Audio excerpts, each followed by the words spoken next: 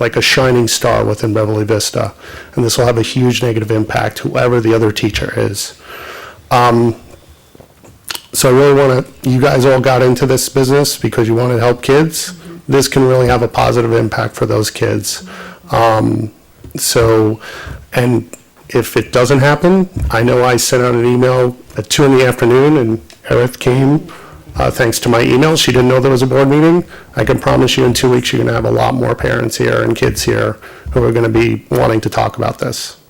So I'll probably wrap up with, if it's okay with the board, wrap up with an email from one of the other parents that sent it in the last couple of minutes. Is that okay, Noah? Or? Is that from the Tiernans? Yeah. I would prefer it to be put into the record because I want to give it its due time. I mean, I don't want to cut you off, Darren, but you can take your time, and if it buzzes, it buzzes. Oh, no, that's okay. It's just, I would love for everyone to hear it because they wrote it in an hour and it's super eloquent. Okay, well, you have time, you have the floor. So. Yeah, so that's the last thing I wanted to say was just because I thought it was so powerful.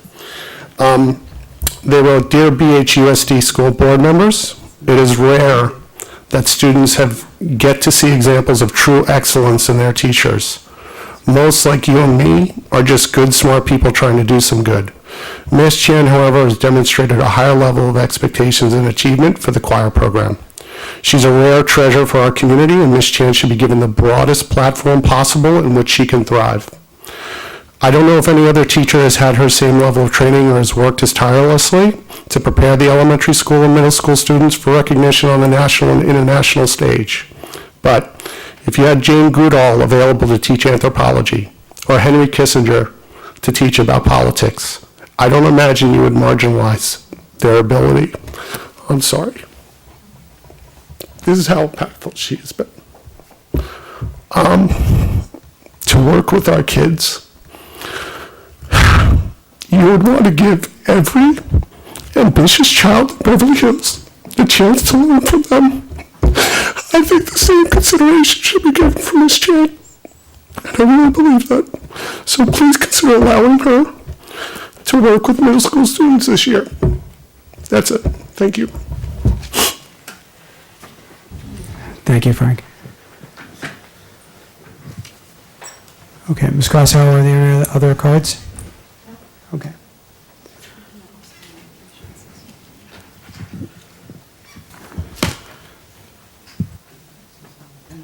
So as one board member, I would just say we're not allowed to respond because this is not an item on the agenda and it's a personnel issue. But I will say as a board member, I did not know about this. So thank you for bringing this to my attention as a board member. Thank you.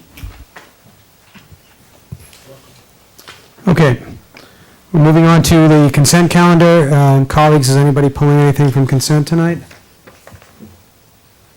I am. I'm pulling a certificated report.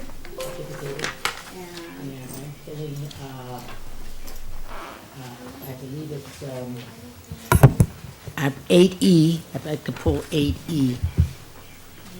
E and the certificated. So I'm pulling 8B1 and 8E. Is that correct? Okay. I will make a motion then to approve the consent calendar minus items 8B1 and 8E. No, I have one other. I'm sorry. And I'm going to pull the comment item 8J. and 8J. Once again, making a motion to approve consent minus items 8B1, 8E, and 8J. Second. Thank you very much, Mr. Spitz. All in favor? Aye. Opposed? Consent carries. Item 8B1, we have a revised personnel report, so I'll make a motion to approve the revised certificated personnel report. Seconded. Thank you, Mr. Spitz. Mrs. Hacker, you had a question on that. Yes, I had a question about the, let's see here, what line is this? It's for the PBIS R factor. I don't remember the line, can't find it at this moment. But the question is, didn't we just hire a PBIS coordinator? So why are we paying an extra assignment for a certificated teacher to do PBIS, a coordinating position? I mean, it says PBIS coordinator. It's, I think it's, I saw it on my agenda at home. I know it changed. Was it 134? Yeah, 134, 133. I can answer. Okay. This is a selection by the site principal for someone to assist with the implementation of PBIS at the site. So this is a selection by Mr. Allen at BV Middle School to have Ms. Warren support the program there. So, We should. what is the PBIS coordinator doing then? She's working with all the sites, working with the site teams, doing the training, working with LACO, and coordinating the implementation district-wide. But we also need people at each site to help support it. Because I understand last time I pulled, I think there was a contract for PBIS, and the explanation given to me was that you were still doing tier 1 training, which is the same training that we did 6 months ago with another contract. And so that we were still in the process of doing development, professional development to understand, where we wanted to implement and how we wanted to implement the program. I asked what kind of activities specifically had been driven into the classroom, and the answer provided, I watched the tape again, was we're still learning and trying to find how we're going to deliver the program. So it seems to me that there's not much of activity going on, and this has been a constant question from PTA leaders who have been told that we have PBIS, and so it seems to me that since what kind of activities can I expect as a board member by approving this if we're not there yet? If the answer provided to me just, I think, shy of 2 weeks ago was, we're still learning, we're still trying, you're still in training is what I understood. Tier 1 implementation can be up to 3 years. So we are still building the foundation. We have school-wide behaviors identified at 3 of the 4 sites. We're working with the high school to identify those for the high school.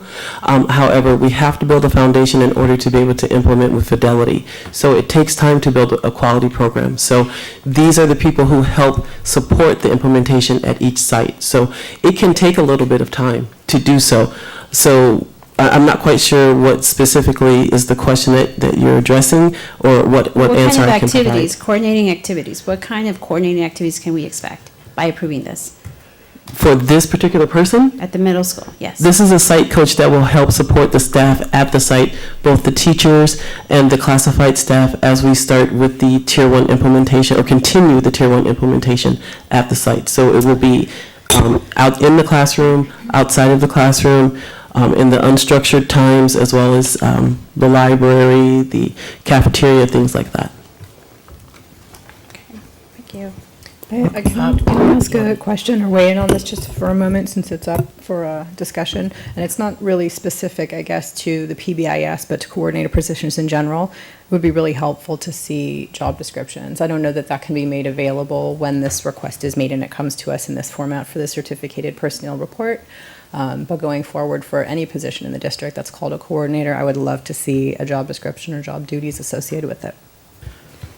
I agree, and I requested that, and I received it today, and I can forward it to the board. Additionally, I would just like to make you aware that this was put on by the principal independent of the Student Services Department. This was the decision that the site principal made as to whom he would like to be his site leader for the implementation of PBIS at the site. So he's paying that through his either site funds or PTA funds to support this. But I can provide that description to the board. Thank you. I have a question about, last year you had some work being done with PBIS through another company, as I recall, and you were developing things. Is there anything from last year that we are still going, that after spending that amount of money, have we been able to implement any of those from that last year's first year of building the program? Yes, so just for clarification, we changed our PBIS support provider from Caltech to LACO. That's what the board approved last time. And yes, we built the site teams last year, so all that work is still in place. So it wasn't wasted money then? It was not. Because I know we spent close to $40,000 for that program. Correct, 36 and some change, yes. So that is what helped start the implementation. So we're building on that this year. So we have something from the groundwork. It's not starting totally from scratch. We're not starting from scratch. No, we're continuing to build on what we did last year. Okay. Thank you. Did you have anything else, Mrs. Acker?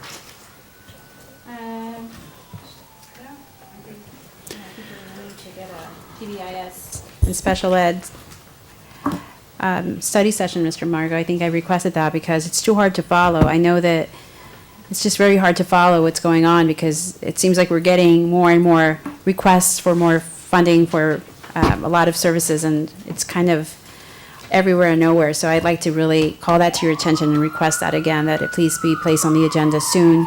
I have several questions. That's why I keep pulling these items, and I'm not really satisfied with some of the answers.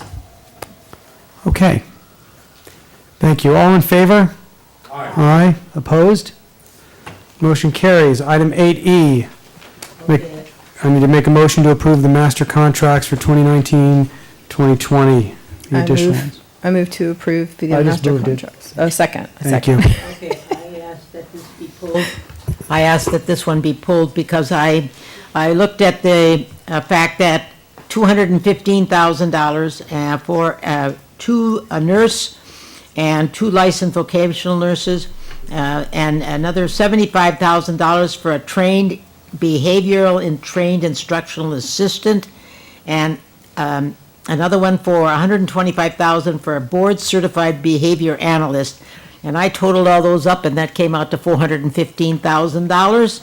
And yet, when I went to look at the additional master's contract, the attachment to show the contracts, I found nothing except just these numbers again. So I'm confused by that. And I'm wondering, we have a tremendous staff of special ed teachers. You mean to say that we don't have a teacher that could possibly be our behaviorally trained instructional assistant or someone like that, and that's only an assistant, and that a board-certified behavior analyst, there's nobody on our faculty at all that has that credential? I did ask the same questions, by the way, Mrs. Marcus, so. I have the same question. I guess this didn't go unnoticed. Okay, is regarding the behavioral aid, that is a part of a settlement agreement that the district entered into for a student, that we have to provide that support for that student. That's the behaviorally trained instructional assistant, right? The middle one, the one for $75,000. Yes. Okay, I got that. Okay. Yes. So we are bound by a That contract to explains do that. Fine, thank you. Okay. But I- Regarding our BCBA, we flew that position all year. It does take a separate certification on top of having either a school psychologist credential or a counseling credential. It does take additional certification and training. We don't have anyone in our district that has that certification that applied. I'm not aware of anyone that actually has that certification. However, we did fly this position all summer. We recruited. We were not able to secure someone to hire as a district staff, but these are services that are on students' IEPs that we are legally bound to provide, so we have to make sure that we have someone who can provide them in the interim. We are continuing to recruit and look for someone to hire as a district staff, but as of the beginning of school, we were not able to secure one. We had one before, however, the person decided to transfer and use some of their counseling background. Okay, and as for the nurses, Oh, goodness. If you can find me a nurse, please. School nurses are so hard to find. This is the second or third year we've been I dealing with thought we this. had somebody that used to go between the schools that was. She retired She retired. in 17, 18, and it's been a struggle to find a qualified school nurse since then. We flew it all summer. I interviewed probably 4 to 5 people. None of them, we thought we had someone, but then they lived too far and didn't want to make the commute. And it's just a hard position to find across all school districts. So we are continuing to look. Luckily, our previous nurse is coming back to sub for us for a while, but we could not find, they're either an RN and they don't have the school nurse credential, which is a credential through the California Commission on Teacher Credentialing, which is a separate credential, or they don't have the audiology requirement that to be able to do the vision and hearing testing. There are pieces that are always missing. So we are continuing to look, and if we find someone, I am happy to hire them. They just don't exist. They're few and far between. So I understand we do have at least 2 members who on staff who are BCBA. I'm not sure what they're doing, but I know that they are former teachers or have been teachers here in the district, and so they do walk around with their cards, or when they send emails, they have their salutation attached. They've attached their credentials. So could you, what I would suggest is just the mere fact that for the board, there's no contracts attached to this. It's $415,000 if you add them all up. There's no contract, no date, no stipulation of time, anything. I don't think it would be in our best interest as fiduciaries of this district to approve this today. I think that we should do our due diligence and ask that this come back to us with the supporting documents that are required when we consent to any contracts. I will not be voting for this, and I really, really recommend that you also not do that tonight. Laura, when we do master contracts, there's a set master contract that has a list of the organizations that fall under that master contract. You're asking us to add these organizations to that already approved master contract. These aren't new contracts, correct? That is correct. But in the past, Okay. they've been connected to. I mean, they've been part of the supporting document, Mr. Margot. So I'm not On the I'm not- master contracts, we've ratified master contracts We're that not- do have all those documents attached. These are not additional ratifying. names to the, yeah, but this is an additional, well, then it should be listed as additional organizations to add to the master contract as opposed to additional contracts. But the contracts aren't there. There's no backup. I don't want to support it. We've had contracts with Shabani Institute for multiple years. That's not a new entity that we are entering into a contract with. We had a contract with Therapy Travelers last year. ProCare would be, I believe, a new one, and this is one that I wanted to talk a little bit about. This is in order to keep the district in compliance, particularly with our students with medical needs such as diabetes at several of our sites. We have students who have to have insulin injections during the day, and our health assistants are not qualified to do so. So in order to keep our students safe, we need to have these people in place and available to administer this medication immediately. So that is why I'm asking that these be approved, because we have students in school right now with these needs. I mean, we have a student, I was dealing with the issue yesterday. They have to have an insulin injection twice a day, and someone has to be there to give it to them. So maybe we can do that one, and then. And then I want to ask, also say the Shabani is a settlement agreement. So if we don't comply with that, We're out of compliance we're out of with- yeah. compliance, and we open ourselves up for additional legal action. If we don't have a So- school nurse, the LVNs cannot be supervised. And Okay. so, So let me ask, and BCBA services are on students' IEPs. Mr. Roach, from a business standpoint, is there anything out of the ordinary with approving these in the form there are tonight, or do we need to have actual documents attached to these? Mr. President, they can be attached as part of the original master contract. So these items can be attached then to the master contract? Yes, sir. And then the terms of the master contract would apply to these organizations? Yes, sir. Okay. Is Shabani in the master contract? I can't vote, I mean, I'm being very honest, I know we need it, and I'm willing to vote, but I want to see the contract with Shabani. So I would like to elaborate on that a little bit, Mrs. Marcus. Shabani was not originally included this year because we are in settlement negotiations with this family, and up until 5 days before school started, it was thought that the student would be attending school elsewhere. They didn't have space for them. Student ended up coming to school here, and we had to make sure we had coverage. So we added it to the agenda for today to make sure that we were able to have the instructional assistant there for the student per the court order. I would vote for that one, but I would like to remove that out then because of what we have to have. But we've had one with them previously. Which one won't you vote for? I want to say this, Mrs. Hacker and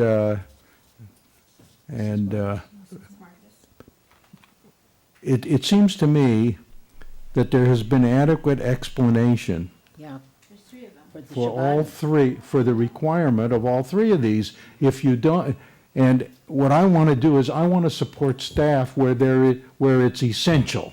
Well, And if I don't, if you can tell me where it's not essential, I can go along with you, Mrs. So I think Hacker. staff has explained two of them, Mr. Spitz. I'm not sure that they've explained the BCBA. I've asked a question. Do we have a staff member? I would like staff to go back and see if we have a BCBA person. I think that one is not, I think that one can come back to us at the next meeting. I understand. Can I respond to that? Well, let me Of just, course, he asked you me- can. Okay, you asked me a question, Mr. Spitz. Well, she wants to respond to your question. Okay, so ask her the question then. Would you please respond to the necessity for the BCBA hire, please? Yes, BCBA services are part of students' IEPs, and they're related services that we are required to provide as part of the students' IEPs.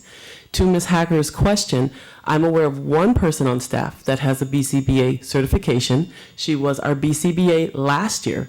She chose to take a position at the high school as a counselor for the 1920 school year. I can't force her to be the BCBA.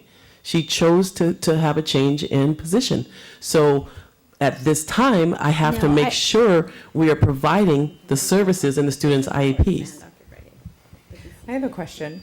Does the contract allow for, if we agree to go forward so that we make sure we provide services, No, there's a voicemail BCBA. if we go ahead and move forward with this contract, is there any verbiage in the contract that allows for us to flip back to a district employee if we Absolutely. have someone who We is have to give them capable? 20 days' notice, and then we are able to terminate the contract. That's sufficient for me. This is just to make sure we are covered, so we're not open to liability. Thank you. And I'm happy to provide any documents or any backup information or put it on the agenda any way the board wants. I just need to know how it needs to be listed, and we will comply. So you're saying that ProCare Therapy is going to be able to provide us with this nurse, is that correct? Procare Therapy is providing us with LVNs. Those are the people to help with the insulin injections and the other health needs of our students that our health aides really are not supposed to be providing for students. Because you have to count insulin, you have to count units, you have to make, it's very sensitive, and I'm not okay with not making sure that we don't have qualified staff to do that, because I don't want to answer to a parent as to why their child was not taken care of. But what about but does ProCare provide both the nurse, and you've got them sort of together here? Yes, they were providing, so initially, ProCare was providing LVNs and the school nurse.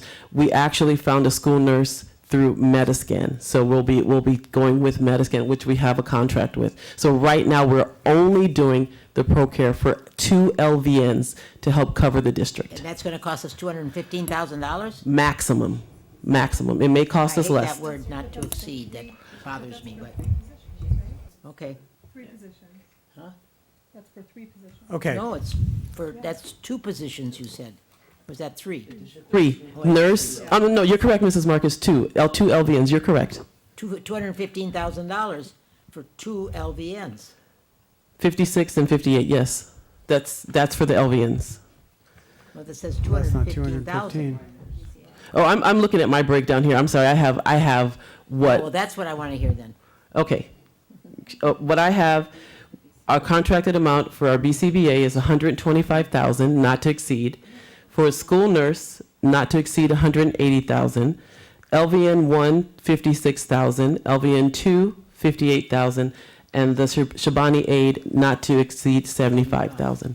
Last year, the cost was about $68,000 for that same service. Okay. Okay. I'm going to call the question. All in favor? Aye. Opposed? Mrs. Marcus? For me, it's the BCBA. I would like So for you that, can you break these up? Can we vote on them independently? You know what? I called for a vote. I got 3 on it. So I'm going to put the matter to Okay, rest. so then that's okay? it. I will vote yes. Okay, thank you. I voted So, too, I just I don't just- want I to vote didn't- for the BCBA. I said yes, I- Mr. Margot. I your- just said your- BCBA. Your comments are respected, and we'll make sure we can add that, and I think you can ask that question since it's a personnel related. It is because Mr. it- Margot won't break them up, but that's Well, it. it's, I would you- like, You can break them up. You can call in the future, you can take I an know. item and table it and rephrase it and make a new motion. You have the right to do that. Okay, the last one was 8J. Mrs. Marcus, I think you pulled that, so I'll make a motion to approve the warrant report A second. Thank you. Mrs. Marcus, you had a question? The only comment I was gonna make on that was that, though it's much better this month, I still saw, where's my comments and my questions, they're right there. $21,574.89. And again, no backup, so I don't know what those expenses were for. I would like to be able to see those expenses, just as I wanted to see the ones from the previous month, which I never really got to see because whether they were ready or what, they were not the ones that I had wanted to see. Is that and the bank supported. charge? What are you talking, which one, the bank charge? The warrants for the United States Bank, Yes, for the bank. yeah.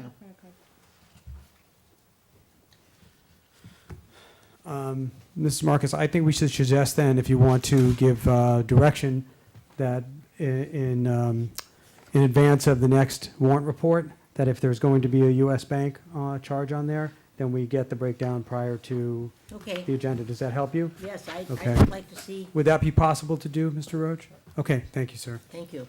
Okay. Okay. All in favor? Aye. Aye. Opposed? Thank you. 8J passes. That does it for consent. Dr. Breggy, Superintendent's report.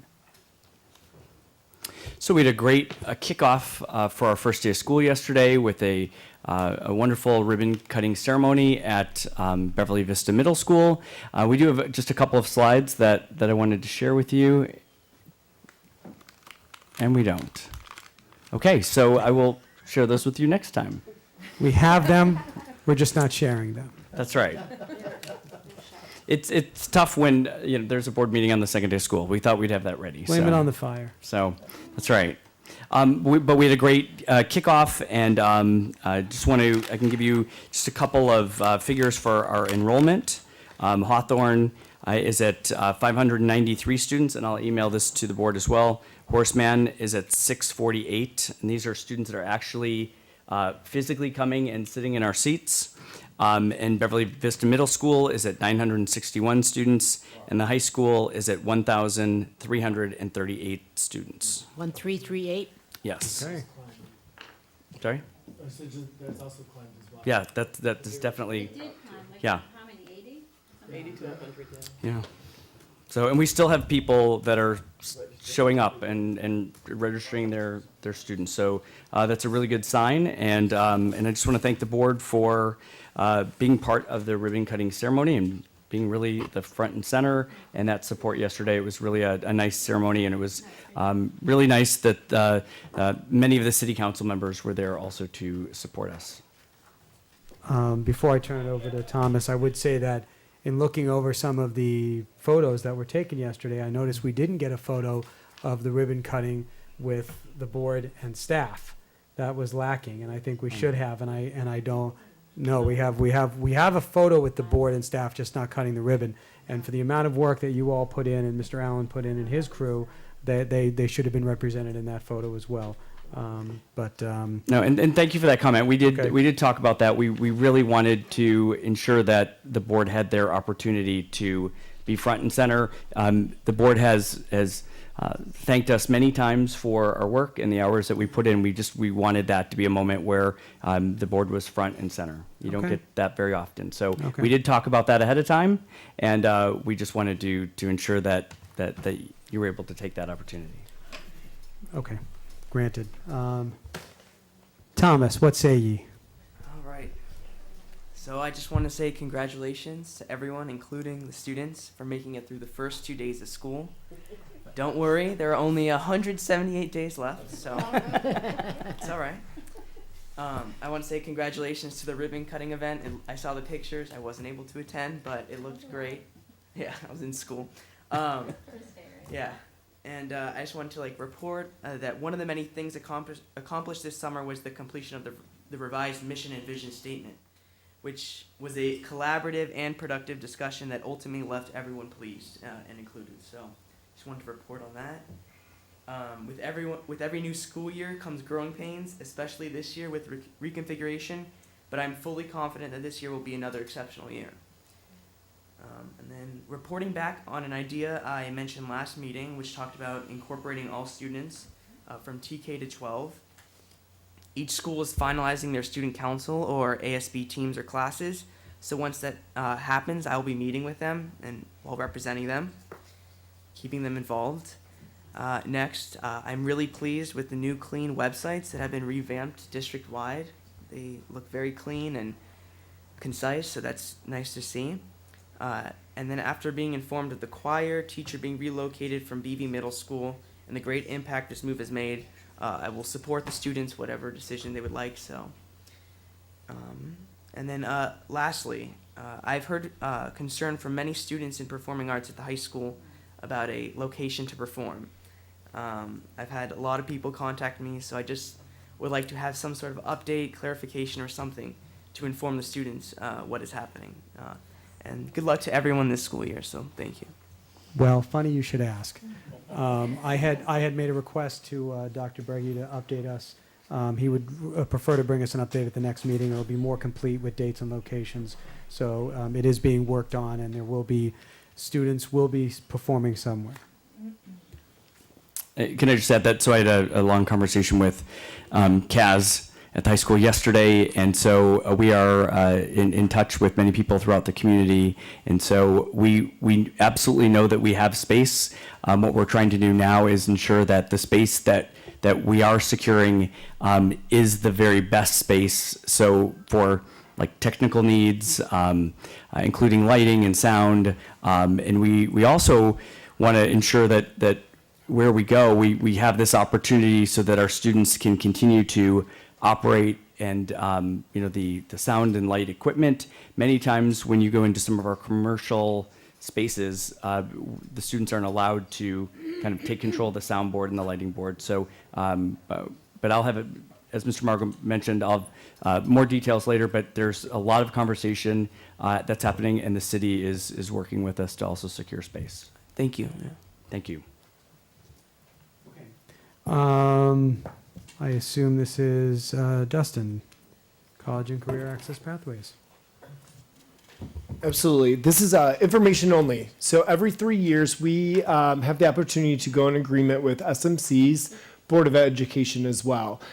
Through this agreement, we're able to explore the dual enrollment courses, which allows them to utilize some of the federal and local dollars to help pay our instructors to be able to deliver some of their coursework on our campus, which provides our students with those college credits. And so currently, in previous years, we've had the photography program. Kbev is one of our programs. Our business program, all at the high school. This year, we have already been in conversation with SMC around the addition of our architecture program. We also will be launching for the first time ever in the spring our fashion design course that'll be semi-concurrent, similar to the West LA college collaboration after school, and also a game and coding creation and design.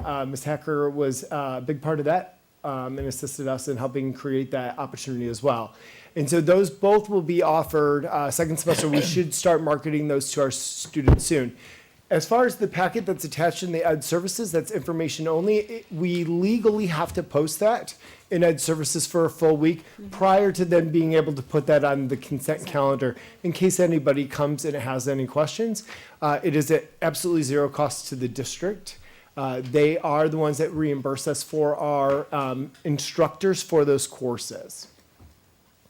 And it's a benefit add to our students as well. They walk away with transcripted credit from SMC, and SMC transfers directly into UCLA. So it's a great win-win.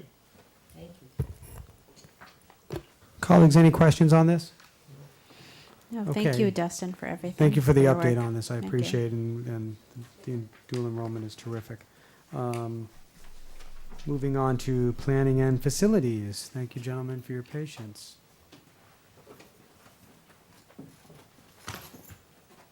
Might I note the first planning and facilities item on the agenda that is not asking for money in a very long time. Congratulations. Keep up the good work.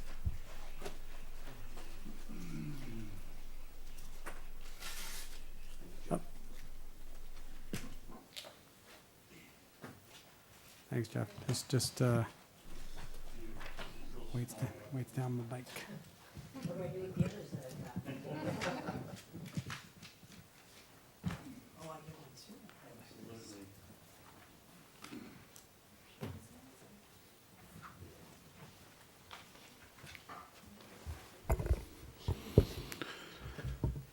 President Margot, members of the board, Dr. Briggy, staff. What I brought tonight was a brief overview of the activity between the facilities department, the M&O department, and school staff efforts over the summer. So I'm going to go rather quickly. It is lengthy. I know Dr. Briggy always wants me to stay shorter than Bernadette, and I can do that. And she already left. So. Don't you, Jeff, don't you have a fire to put out somewhere? Yeah. Speaking of that, I'd like to give the board an update, if I may, with a little bit of help from Josh. So there has been a lot of activity outside in the last hour and 15 minutes. Everything has been resolved out in the south area of the campus. And I have a photograph here to kind of explain what's going on. It's a little bit hard to see, but we're familiar with the silver flare, horizontal flare unit that sits on the pitcher's mound at the softball diamond. It's used to burn off residual gases from the oil complex during the plugging operation. And it appears that there was a small fire inside that silver tank, if you will, which is where the oil is, or the gases are usually burned off. It is out. You can see that the Beverly Hills Fire Department is there on site. It's extinguished, and they're kind of beginning to disband the area as we speak. So we have the engineering team coming on site tomorrow to take a look at that flare, to do a more in-depth investigation. It's speculated that residual oil residue built up inside the tank and caught fire when they were doing a burn-off. It is contained. It was contained the whole time. There was no threat to the local public or population, and I'll have more detailed information to share with the board and the staff tomorrow. Back to the presentation.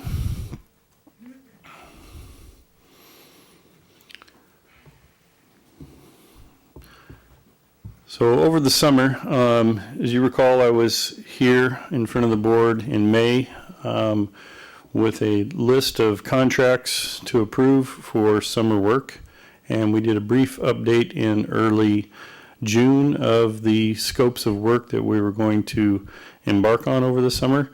We had a little bit of a discussion about the amount of work that we set up to do and whether we could accomplish it or not, and I'm here to tell you that we did, and with the support of everyone in this room.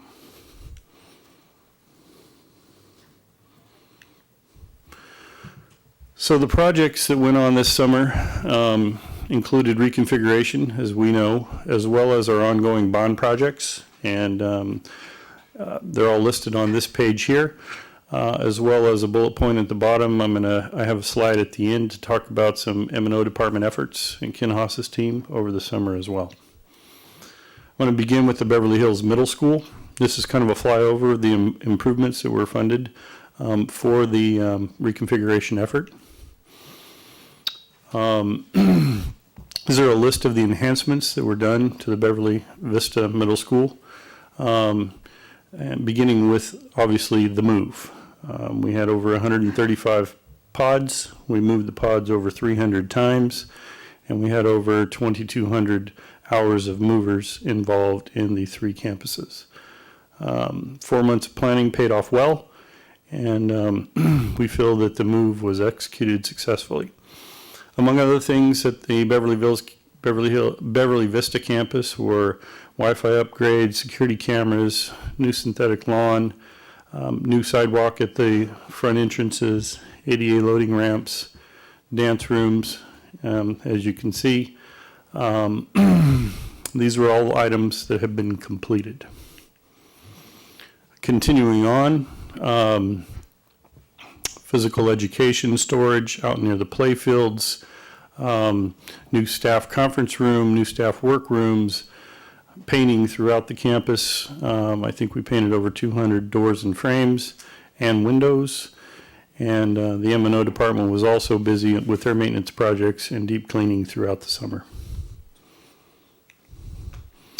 Just a few pictures of the activity. This was the pod move-in on the project. This is a picture of the excess furniture that was gathered and stored in the multipurpose room. We're in the process of removing salvage furniture from all campuses on site. We're about 60-70% done. We don't want to salvage everything with our consignment contractor until we have a chance to make sure that we fill everyone's needs on any missing file cabinets or desks or shelves. The reading green or northern courtyard was laid in synthetic turf. It also has a cushion layer underneath it. So it's a rather, not just looks nice, but it also is fairly comfortable surface. We converted one, go ahead. You know, I'm just curious, who finally funded this? This was funded through the developer fees. Okay, thank you. We converted one of the old kindergarten rooms in the B building, room K1, into a new dance studio. On the left, you see the performance dance floor being rolled out, and on the right, you see the finished room with the mirrors on the wall. Lunch tables were deployed throughout the campus, and umbrellas. The area on both of these areas are actually the kindergarten yard, the old kindergarten yard, and you'll notice that the south 1/3 of the kindergarten yard, which used to have grass, has been asphalted over, and it's now more open for the population. As well as behind the tables on the picture in the right, you see the brick seat wall that used to have a fence on top of it. We removed the fence to provide more seating in the center area of the campus. These are the lunch tables that were put on the south portion of the campus between Building E and the basketball courts. The elementary playground structures were removed, the areas were asphalted over, and it was turned into a lunch eating area both on the west and east side. Out front, we installed a new ADA loading and unloading ramp, as well as replaced 200 lineal feet of sidewalk along the frontage of the school.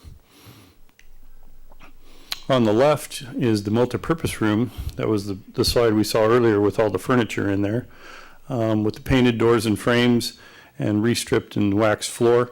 It's turned into a very useful space.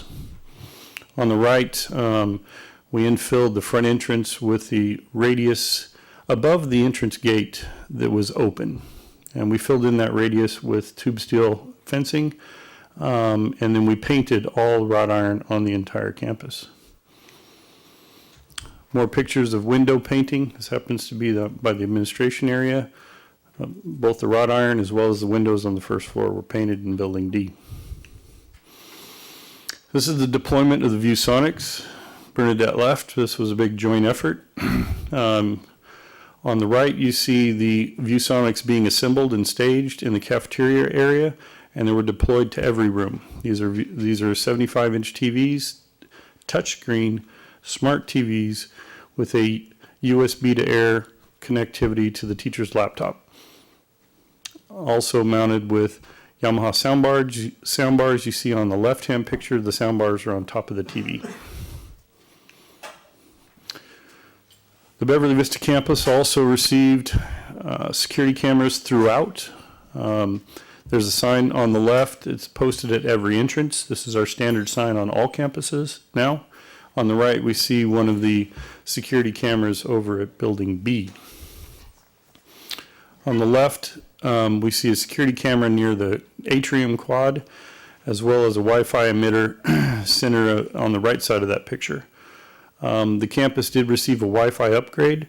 All classrooms were converted from one Wi-Fi emitter to 2 to handle the capacity of the junior high level students.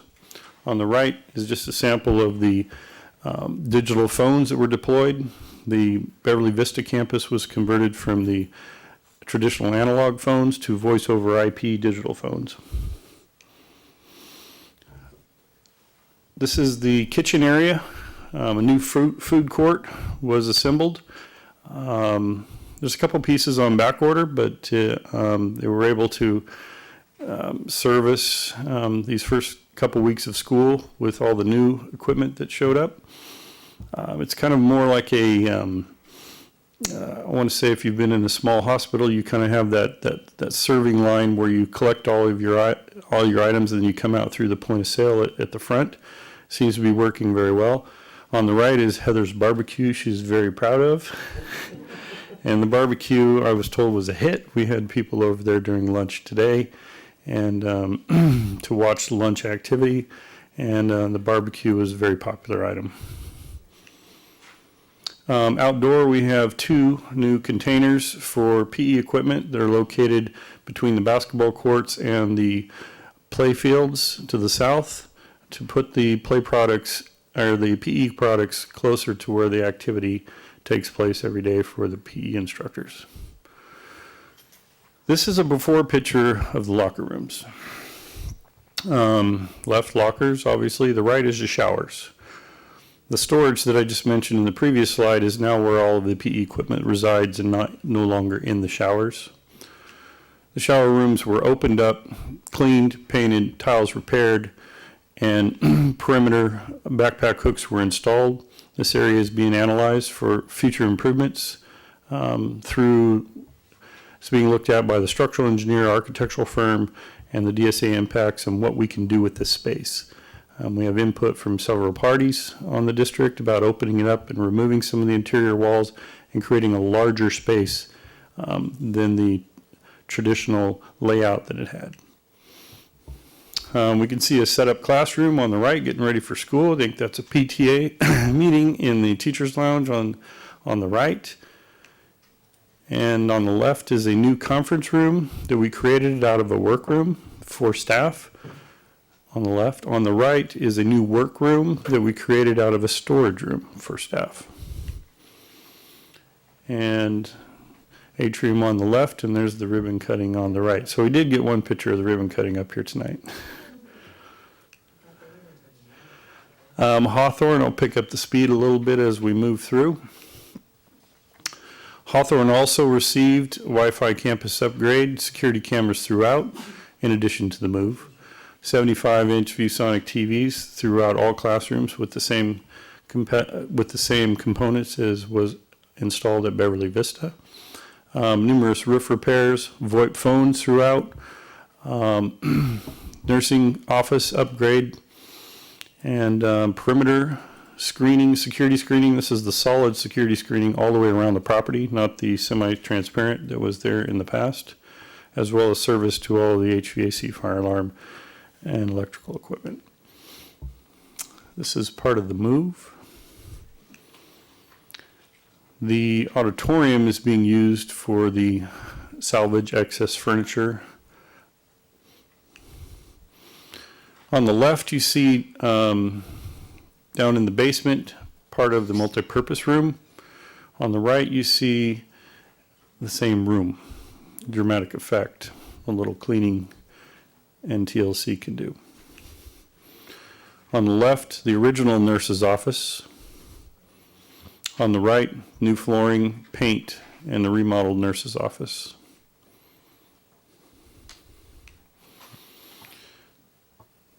The outdoor patio between the 2 kindergarten areas has a fountain that has been inoperable for some time. It collects rainwater and does not drain. So on the right, you see that's been removed, and we've patched back both the wall and the floor for that program in that area. Deployment of the ViewSonics at Hawthorne. On the left, Ken Haas's department worked on some settlement issues that were identified in the center courtyard. due to rainwater over time. That's been resolved and taken care of. On the right, you see the deployment of the security cameras. This one happens to be out in the courtyard.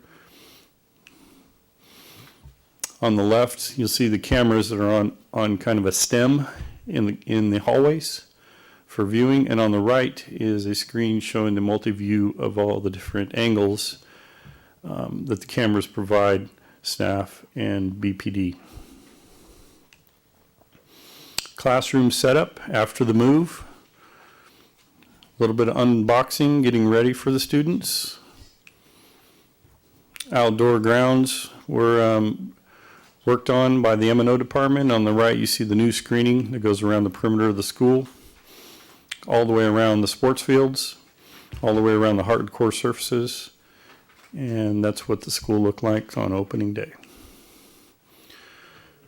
I have to give it to this custodial team at Hawthorne. I think that they do a fabulous job with this particular campus.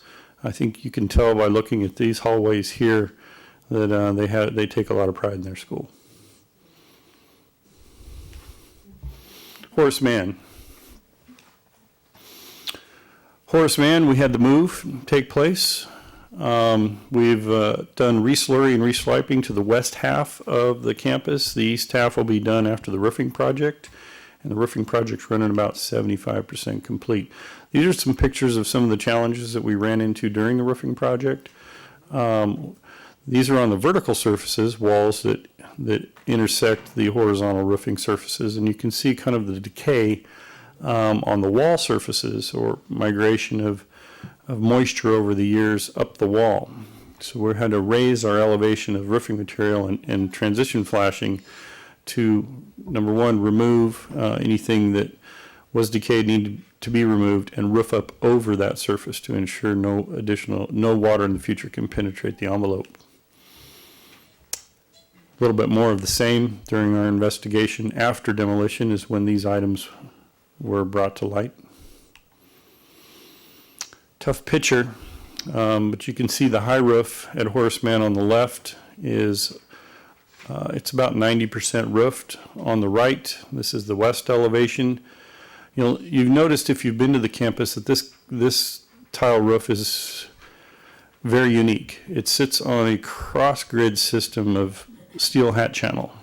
The tile does not sit on the roof. This was a DSA requirement, essentially making the job about 50% more difficult than what it could be. They couldn't have made this more difficult.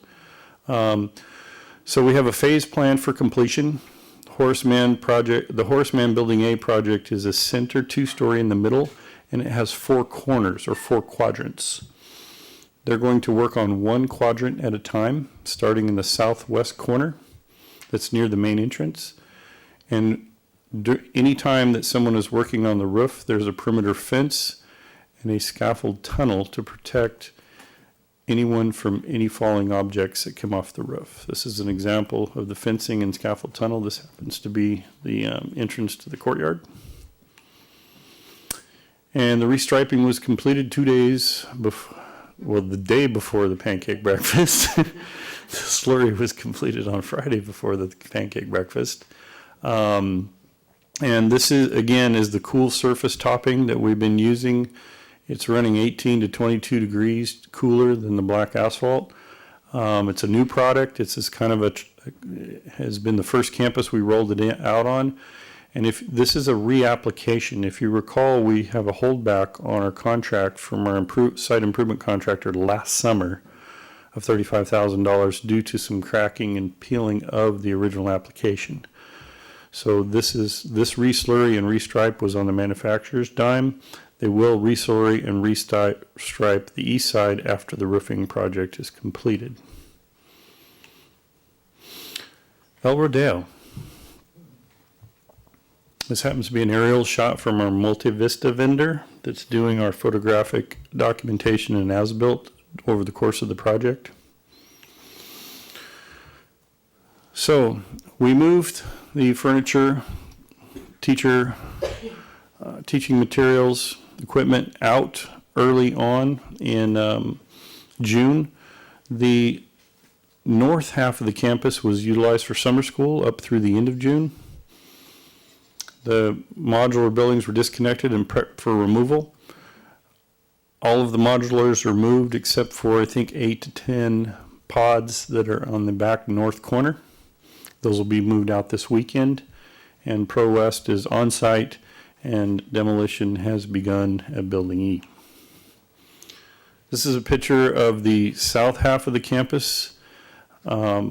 This was, for those of you that know the campus, corner of Wilshire and Whittier. There was approximately 27 classrooms here, and the administration building, and they have been removed. These are the last pods that are in the back being removed this weekend. And these are the Pro West crews that have begun the initial demolition of the Building E, the Building E out front. These are some pictures of the roof. We've been studying the roof. Our DSA approved plans, working with our architect's historic consultant, has a scope of work to remove the existing tile, save it, and reinstall it after the plywood deck is refurbished. So we brought in Ludovici, the tile manufacturer from the East Coast that actually made the tile for the high school project, and who is remaking replica tiles for our B1, B2, B3, B4 project, and went up on the roof and did some studying.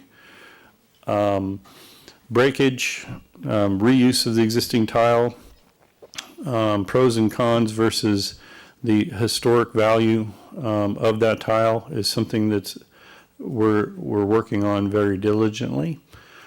On the right, what we see is what we have found with Pro West and Ludovici has 7 different manufacturers on the roof. So, which one is the original? We'll get back with you. We may be recommending to do a replica on that roof and a new 20-year warranty. Beverly Hills High School, a lot of action going on. Bond projects on this campus. First project is our security camera project, 125 cameras, perimeter signage, UPS backup supplies, and all our IDFs. On the right is, again, a multi-view screen of what staff will be able to view throughout the campus. On the left is a 5-way camera on Building H that also has a pan-tilt zoom that goes right down Heath all the way to the south entrance. And on the right is the parking garage that has cameras now throughout. On the left is the STC building right down the hall. And on the right is out here in the courtyard. All those original camera locations from years ago have been refreshed and are operable now. B3, B4, a lot of activity. So the first order of business was to relocate the students and staff out of the Salter and Peters buildings, which would include the drama, band, and choir programs. That was done throughout the summer. We've created new spaces for those programs in Building A, and I have some photographs of those.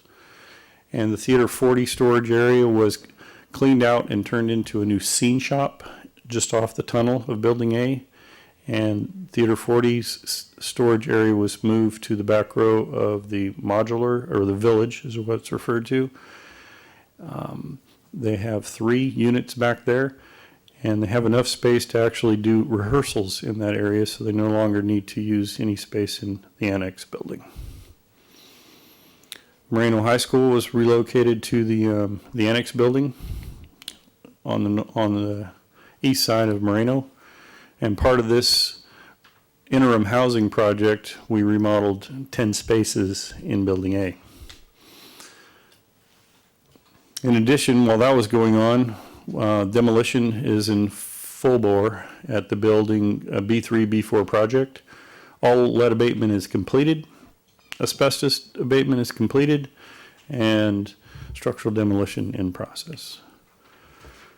These photographs are of demolition occurring inside building B3, which is the Peters Theater.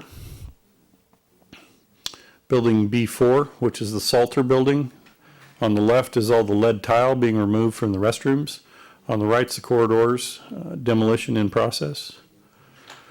This slide here, 66, the reason I brought this here is this is Heath Road on the left. The entire exterior was contained. The green machine you see parked on Heath is the sandblasting machine to sandblast the lead paint off of the exterior. Pro West made a very large effort to get the sandblasting done over summer break, at least on the west, the Heath Road side, and the north, to keep this type of machinery and noise away from the students. They were successful in doing that. And as the sandblasting was done and lead clearance was achieved, the containment was stripped from the building, and now you see when you walk outside across the street is the fully stripped original masonry of the Salter and B3 buildings. There's two areas of the Salter building, B4, that were not done with cement masonry like the remainder of the buildings, B1, B2, B3, B4.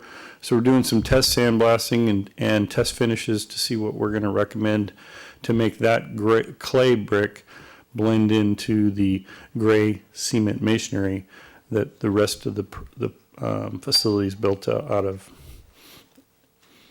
On the right, Salter Theater, demolition in process, interior. On the left, choir room. On the right is the lobby. Doesn't look like the lobby anymore, does it? The mural is still protected and entombed inside the plywood on the wall and is being monitored for temperature and moisture. The restoration of that mural will finish once the building interiors are complete. Right now it stays entombed throughout the construction. And there we have it. This is the interior demolition complete in the Peters Theater. Nice picture. These are a few pictures of the interim housing. What we did is we repurposed spaces in Building A that were not currently being utilized for any specific program in our effort to create a space and program for drama, choir, and band. So, starting with a blank canvas, more blank canvas.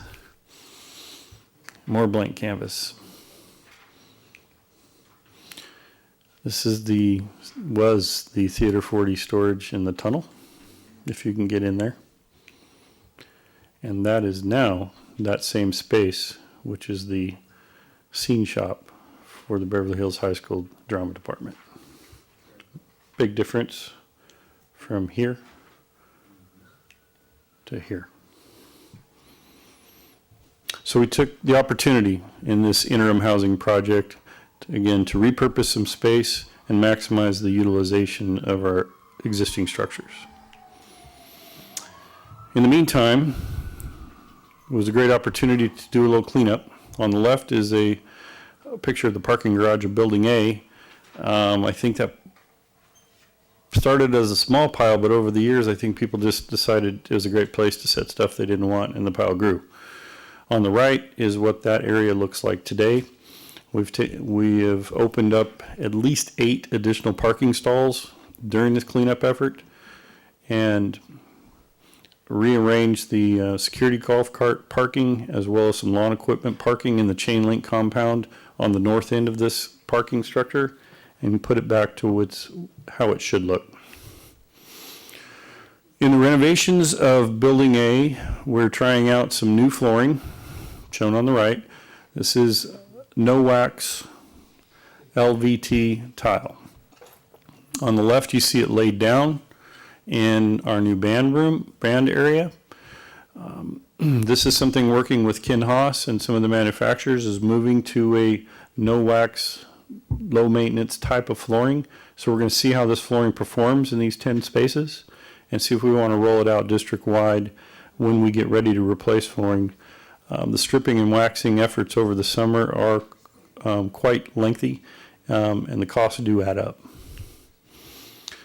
This is the repurposed computer lab, and oh, help me out, Dustin. I think we had a robotics lab in there as well. And after we cleaned it out, repurposed, painted, and refloored, and we turned it into Mr. Bradbury's new band room. On the right is one of the offices or storage closets. That this room has 1, 2, 3, 4 storage areas. On the right was not utilized. We turned it into a music storage library. The other 2 offices on the other side of the room we turned into music storage, and the band uniform storage area, all with new flooring, paint, and lighting retrofits. We also repurposed the planetarium that hasn't been utilized in several years, and we use this space for the new choir program. There's actually 1, 2, 3, 4, 5 rooms and 2 closets in the planetarium complex, so there's quite a bit of square footage. New carpet, paint, drywall, lighting, carpet in the main choir room, and then hard surface in all the other adjacent and supporting rooms. Jeff, is the star ball under the floor? No. The shaft has a 30-inch sound wall built in it to keep the noise from moving from the choir room to the Kbev studio below. So we have the ball in our storage units in the village, as well as the other equipment that was in the room. We did some sound testing with band and other instruments to determine sound transfer, because Kbev below is a very sensitive area when it comes to sound transmission. Having 2 programs that use music was a bit challenging. So far, so good. Here is the new part of the new drama department. We have a open space practice room on the left. This is here in the STC building, and an educational classroom adjacent to it with a workroom in between. Pretty nice space, those 2 classrooms for the drama department and the workroom. And then up 1 floor is the new costume shop. New floor, paint, lighting, washer, dryer. This time the dryer is hooked to a vent. Wasn't in the last room. And we also repurposed some of the adjacent areas to create a changing room you see on the right there with mirrors. B1, B2. Roofing, HVAC rough-in. We're working on both the exterior, we're working on the interior, and as well as moved outside the construction compound to do 9 utility crossings on Heath Road over the summer, as well as completed the demolition of the bridge. I have some really nice photos of the bridge demolition. We're almost done. Bear with me. Thank you. This is a BIM model of B1, B2. Building image modeling is what's being used by both the architects as well as the trade contractors to coordinate utility rough-ins inside the building.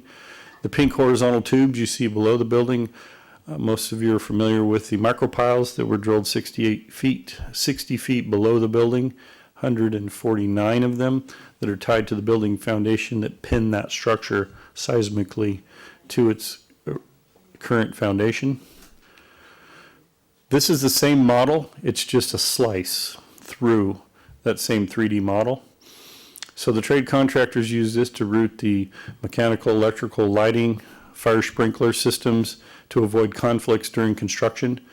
They do this before they get on site so they can prefabricate as much as they can. Once they come on site, everything is supposed to fit and miss each other and go in much more harmoniously. That's the goal. On the left is one of our team meetings we have every week. We utilize large screen TVs to view plans, the BIM model. That's the Pro West team, it's the BHUSD team, and it's our architectural team. On the right is building B1, close to the tennis courts. Those are the offices in the lower portion of B1. They're already framed up. That's a mock-up for the roof edge and new roofing system. On the right, we spent the last 2.5 months studying the windows. Roofing and windows are our main threats for water migration. Water building envelope is very critical to us in construction and keeping water and moisture out of the building. So we have 200 windows in the B1, B2 project, and we're going to do some perimeter waterproofing. We've had a couple of different consultants look at it to ensure we don't have any migration, moisture migration through those 200 windows or the new roofing system into this historic building. On the left are 6, 7, 8 different mortar mock-ups of mortar color to restore the old masonry. We're actually going with the one in the middle on the far left. On the right is the College and Career Center. The overhead shear wall or shear is in. HVAC rough-in, electrical rough-in, fire sprinkler rough-in is in process in B1. The media center on the left, coming along nicely. And on the right is the B2 first floor, preparing for the slab on grade to be cast. It's a very big milestone for us to finish the micro piles, finish the structural pile caps, and begin slab prep. And once the slab prep goes in, we can start the interior walls and really start rolling downhill. The bridge, a little time-lapse photo. The bridge was contained, abated, both lead and asbestos. Next, scaffold demolition began. Next is the demolition of the bridge. It's kind of a war zone with big saws. And when we're done, this is what Heath Road looked like right before the beginning, before its opening of school. Our plan is for the North Bridge to come down next year. The North Bridge is currently abandoned and not utilized. And then once B2 is occupied and the administration staff is relocated into the new building, then we will be proposing to bring down the center or main bridge you see in the distance that following summer. Oil well project. 12 wells are completed, approximately 8,100 feet average depth. 13th well be done second week of September. And there continues to be 7-day-a-week presence on pressure monitoring on the well project. I have a photograph of what happened about an hour and a half ago. If anybody would like to discuss that at the end of the presentation, I can go through that. A little more closer action pictures. On the right, you see the machine that's used to lay down the joints of pipe. Remember, these folks are working a little over 1.5 miles deep on 19 wells. On the right, the truck Visiray. Visiray is an instrument that they lower down like a camera, but we're working in muddy water and other fluid that's loaded in these 8,000-foot wells to keep the methane pressure down. So what this is like a 3D X-ray. They send a device down the hole to X-ray anything that's there that needs to be removed from the well to allow the Department of Oil and Gas to obtain Department of Oil and Gas's permission to begin cementing the well. Those things left in the wells are called fish in the industry. They're essentially abandoned equipment. This is a blow-up of a specific well, OS5. On the left, you see the well profile. That straight up and down line is actually a section cut of the well that's 8,000 feet deep. At the bottom of the well is a fish. It's an old pump that has to be secured and pulled out of the hole. The Visiray type equipment is equipment they use to view what's in the hole, to determine what type of tool to send down 1.5 miles, to latch onto it and pull it out. Another diagram of some fish challenges, packers, plugs, other equipment that is in the well or left in the well for specific reasons over the years. Again, a little more of the same on 104. And in closing, this is kind of a list of, just a summary list of what Ken Haas's group focused on this summer. M&O completed projects and tasks.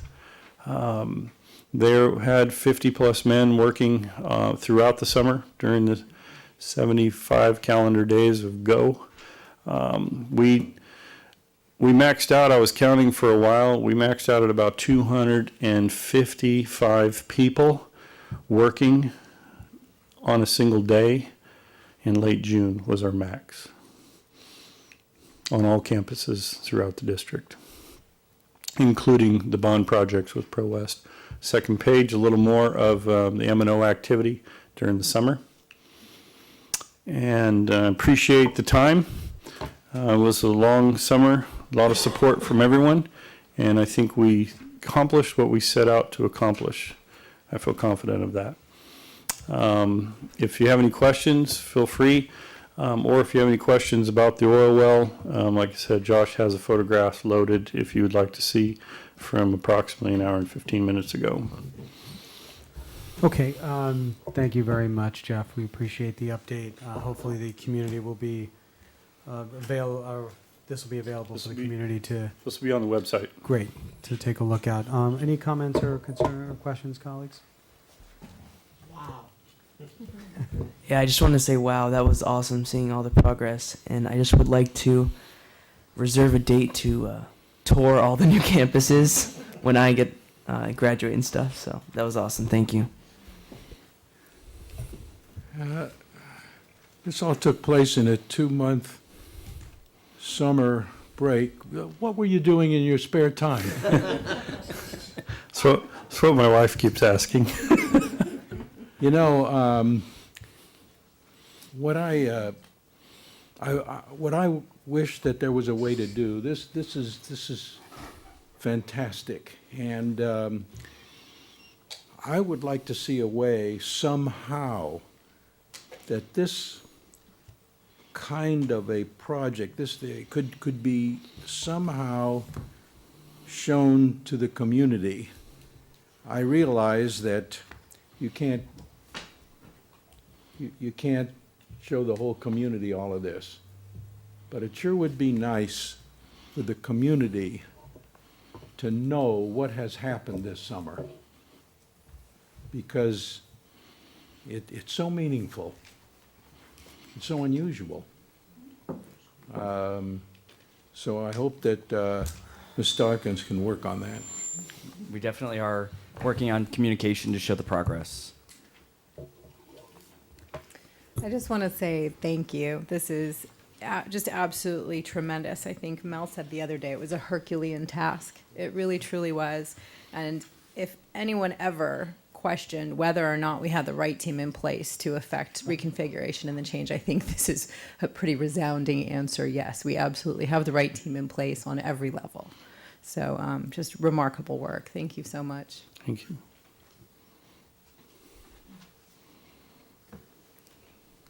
I just don't know how you keep everything straight. I can't believe, looking at them, the way you can tell exactly and everything what's going on is very impressive. And I really enjoyed having you give us this latest update on it. Thank you. I echo the sentiments of my colleagues to my right, and I'm sure Mr. Margo will also agree. Thank you for all your labor of love, I would say, and I know that Mel and I took a tour with Mr. Haas, and it was incredible, the achievements that have been made, and so I think it's been extraordinary what you all have been able to accomplish in a short time, and so rightfully done, so thank you. Thank you. Thank you, Jeff, and thank you, Jeff, for all of this. I heard that they were going to name that bridge after me, and then they took it down. Got 2 more shots at right? it. Right, and then and Mrs. Hacker said we're calling them the micro-pilements. Nobody will ever know, but we know. We know. All right, thank you. Thank you both very much. We look forward to another update. Did have a in question months. though. Is that okay, Mr. Margo? Yeah. So I was just in. Some parents have asked about shade at, and I. Right, at Horseman and at BV. I'm not sure anywhere else. But the question about shade and, this whole thing with DSA and permanent structures or semi-permanent structures and how we have to go through that process, I've explained it very thoroughly, as I've also heard other people on this board have also. But the question has been called and to my attention about whether or not we could have trees, planters, just located around the area of, what is it, the PE area they want it at, or it's, I think it's the area where there's the blacktop, is it? It's PE, it's the field. The field, or just scattered around wherever there's a lack of shade. Which campus are you referring to? BV and Horseman. Okay. And so I said I would ask the question if the issue came up on the agenda. And so I'm asking, is there a possibility of going around, what's required of us as far as temporary, semi-temporary structures, something that could be more on the very, very short-term, spectrum, maybe some umbrellas that don't require any, ground footing, or just some trees, planters that would provide some shade, is the question that his was. Anything else that you heard? No, that was pretty much about it. I did say no. Actually, here, it's not that I don't understand the need for it. What I asked is, what is different now from the last several decades? And we've never had shade structures out there, and our children haven't melted yet, which, I get that it's nicer to have them, and certainly something we should think about going forward, but I don't see it as an emergent situation. Right, so so I'm just asking, what can be done, if anything? Any solutions? Well, I have 2 points. Number one, we've heard some of the same comments that you have. So we met yesterday, our entire department, and assembled all of those comments and suggestions onto one master list. And we're going to go through that master list on a feasibility of each one of them. There's a lot of different items coming to the surface from not just the shade item. So that's point one. So we're looking at those elements, both DSA and non-DSA impacts for the various requests. We've done some conceptual studies on shade structures at the Beverly Vista campus, and some layouts, taking into consideration the code setbacks, which is approximately 30 feet from an existing structure. So if you, for example, put them south of Building E in the courtyard areas between the basketball courts and Building E, you would need to be 30 feet away from Building E as a fire code. And how big of shade structure would that result in after you take into consideration property setback and the others? So we have some diagrams and some other things that we're looking at and studying as well. Item 1 is to collect all the information. Item 2 is to analyze it. Item 3 is to time, design, permitting, bidding, construction, if the board would like to move forward with those particular elements. So we're prepared to lay those out and discuss them with the staff and the team.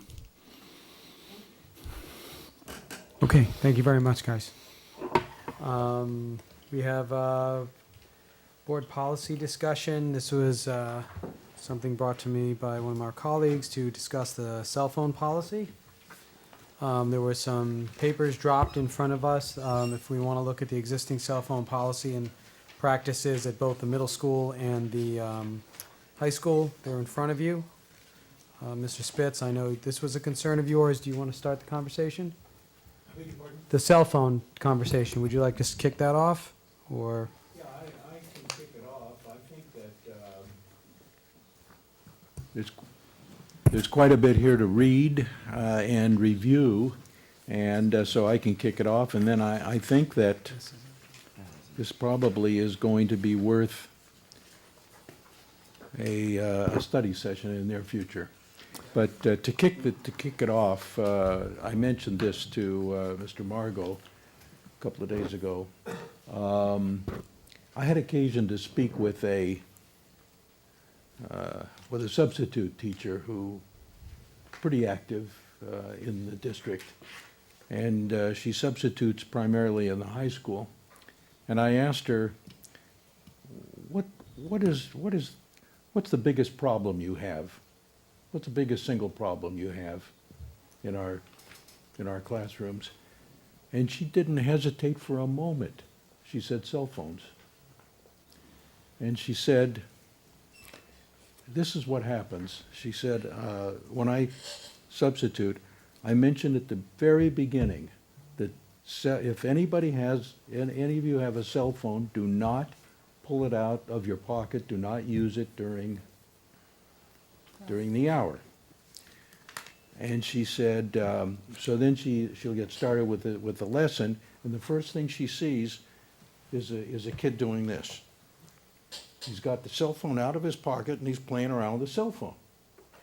So she'll approach that student, and she said, frequently, it's a special education student.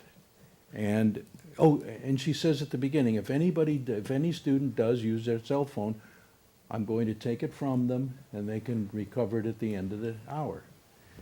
And so she sees a student messing around with a cell phone and she goes to get it, and frequently the student will start yelling, "This is my cell phone, you can't take it away from me. You can't do this, I'm gonna keep it." And she said, before she knows it, the hour is lost. The concentration on the subject and everything else is lost. So I just wanted to pass that on to you. I appreciate that. And we had discussed the cell phone policy a while back, and we had quite a robust conversation, and a lot of students came and spoke on the topic. One of those is in the room tonight.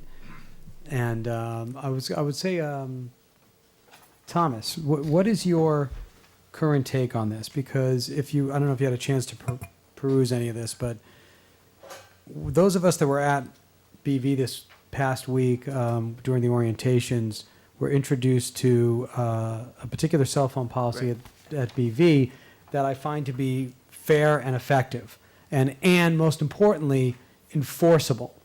It's not what's currently the practice at the high school, but this was something that I wanted to talk about. But I wanted to hear a student's take on this first, and then I'll slowly dismantle your argument. So go ahead. Kidding. So, I mean, currently I'm pleased with the cell phone policy at the high school and the slightly different but age-appropriate one for the K-8, especially the middle school.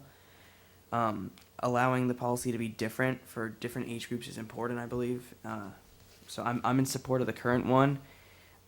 If there's any question, maybe I do agree with like the consequence of the BV middle school, but I don't think that phones should be not allowed from the beginning of the day to the end of the day at high school. So I would ask why.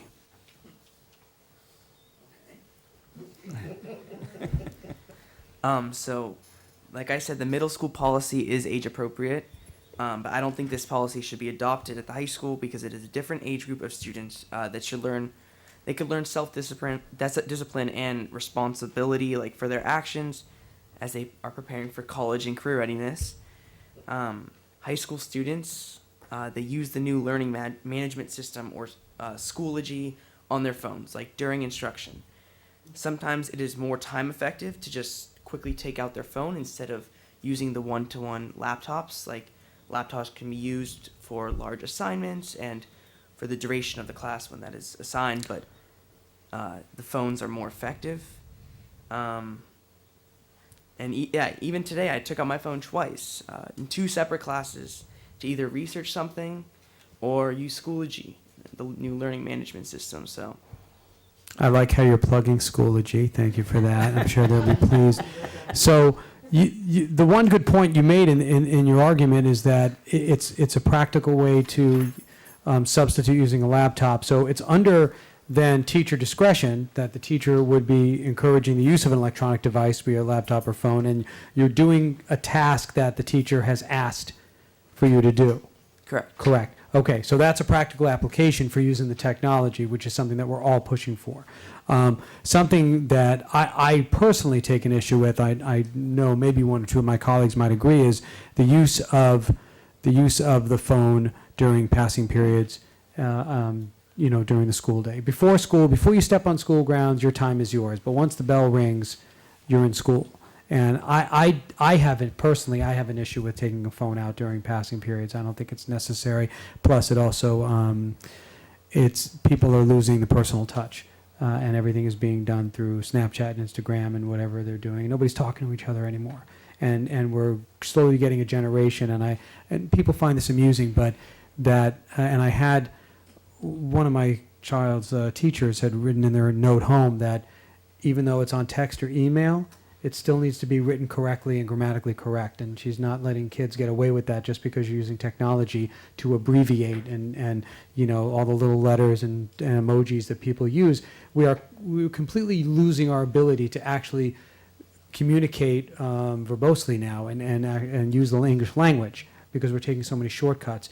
Promoting the use of phones during passing periods hinders that. That's my point about that. And you're in school to learn, right? So if you're doing something that's hindering you from learning or developing in that arena, we shouldn't be promoting that. Once again, my opinion, I don't know where my colleagues stand, but that's something I think that should need to be adjusted in the policy. If it's under teacher discretion, fine.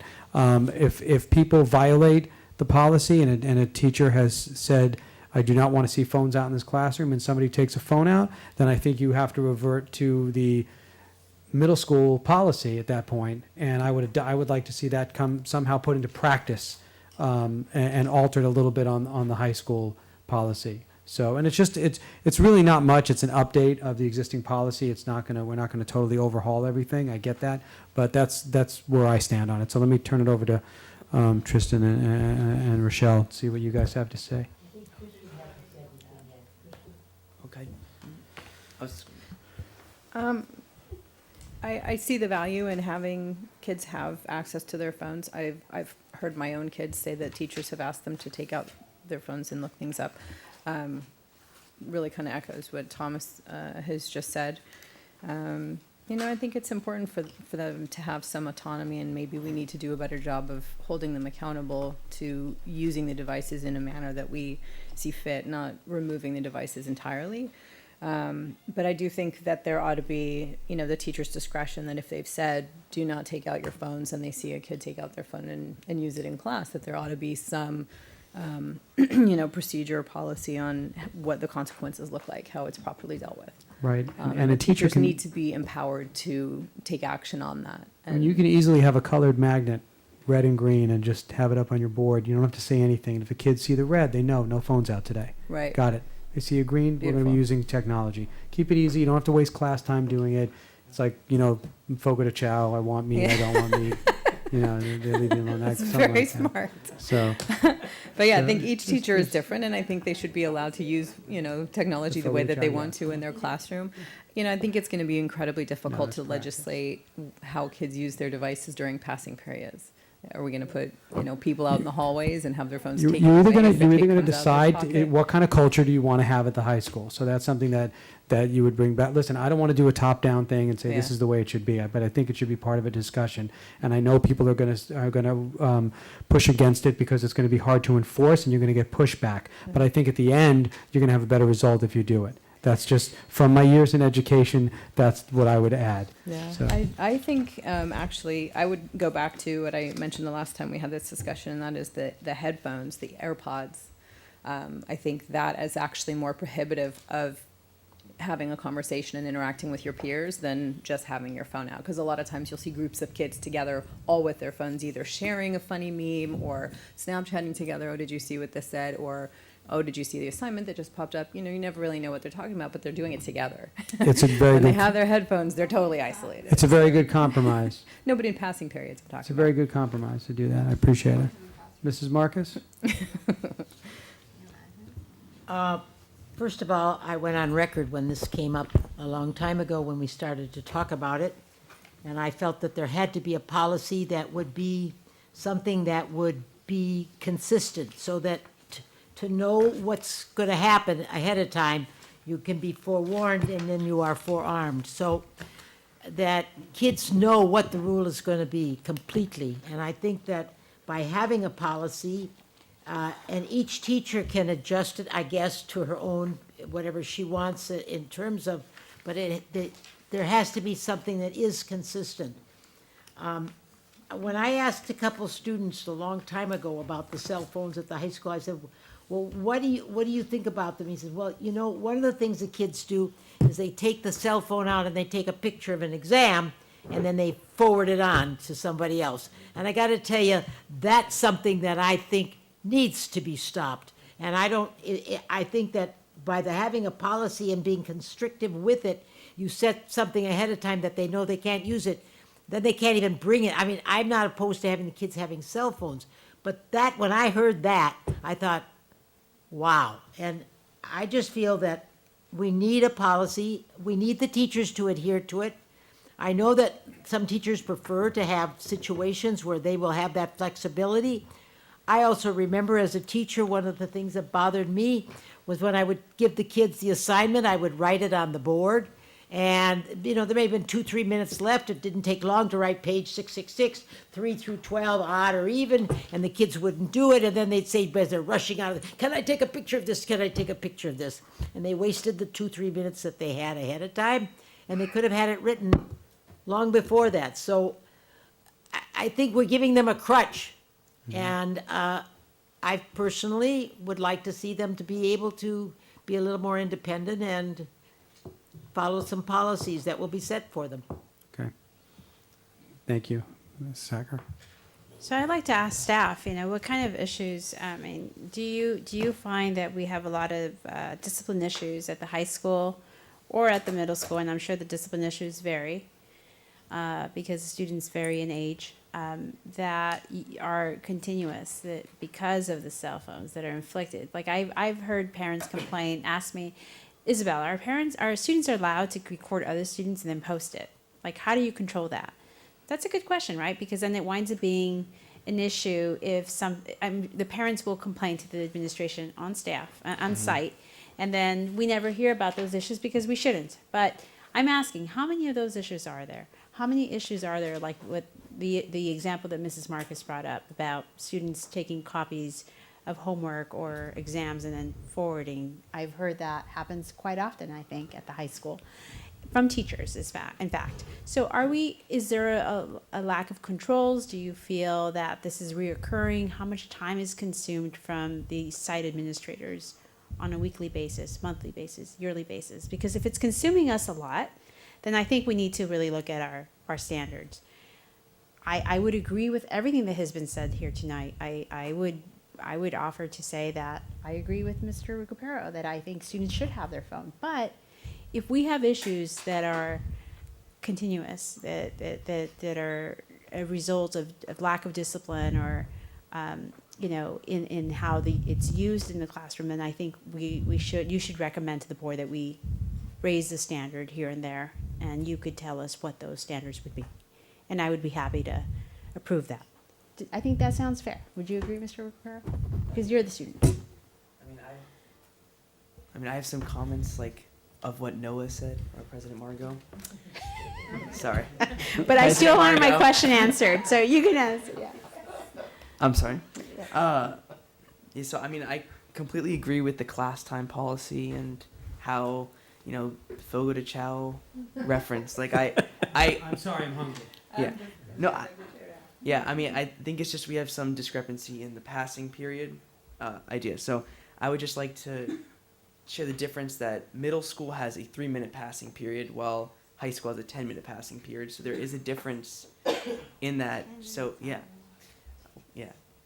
And also the social interaction, I have not seen a decline in it. I think students that would prefer to walk by themselves still do that if they so desire, and students that have the same class or walk to the same class together still do that and interact. I don't see the social interaction issue during passing period. So I appreciate you saying that, because I guess I need to come and walk the halls during passing and really get a better gander what it is. I do agree with Tristan's comment about headphones. I think they're a safety issue.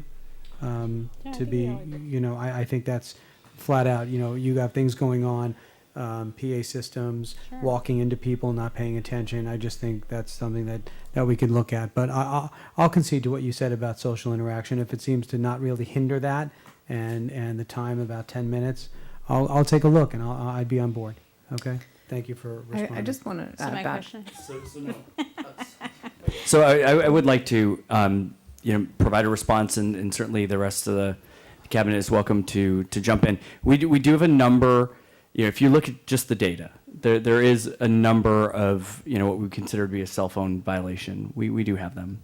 I don't know how clear and enforceable and consistent people have been across the district, and I think that's part of the problem too, is that's why I like that we're having the conversation, because I do think it needs to be something that is the same from classroom to classroom and from school to school. And so that's why I think it's an important conversation.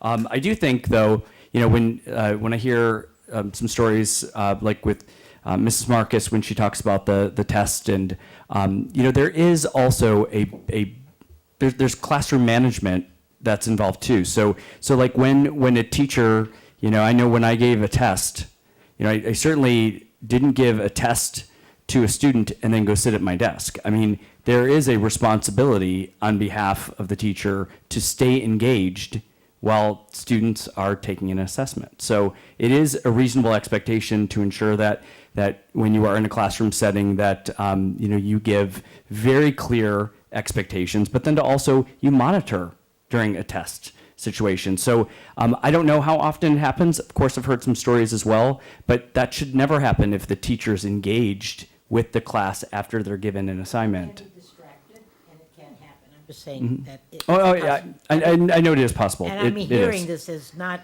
a one or two incident. I'm hearing this as that this is like pretty much wide. I mean, and I agree with you about teacher management and so on. I just think, I think the answer is somewhere in the middle, because I do think that it's, when you say that to students, you can bring it, but you can't use it, for 7 or 8 hours. You can bring your phone, but it has to stay in your pocket or, in your backpack. Like, I don't know if that, I would not consider that to be reasonable. So at the high school, or even the middle school, like, I do think that there is, this is just my personal opinion, people, the rest of the cabinet can jump in, but I think it's to bring it, it's like if you ask a student that you can bring your football with you to school, but you just can't use it until the end. Like, that's pretty difficult to, have it and then not use it. I do think that there are appropriate times when you can use it. I just think it needs to be really clear, and that it needs to be a district-wide then policy. and just, yes, and just as if maybe Dustin wants to answer this, so do you think it's an issue of when you say that teachers are not doing the same thing, or, they don't have the same rules across the district, let's say, is it because the phone usage has kind of evolved throughout the years? It's something new, relatively speaking. It's not something that has been in place for 30 years or 20 years. It's really something that's taken off in the last decade or so. So do you think it's PD? Do you think it's just a lack of standards, or something that you don't go over with them at the beginning of the school year? Or why is it that there's such a discrepancy in how they, put that, how the standard, the rules of how cell phones can or cannot be used in the classroom? I think it's just comfortability level with technology.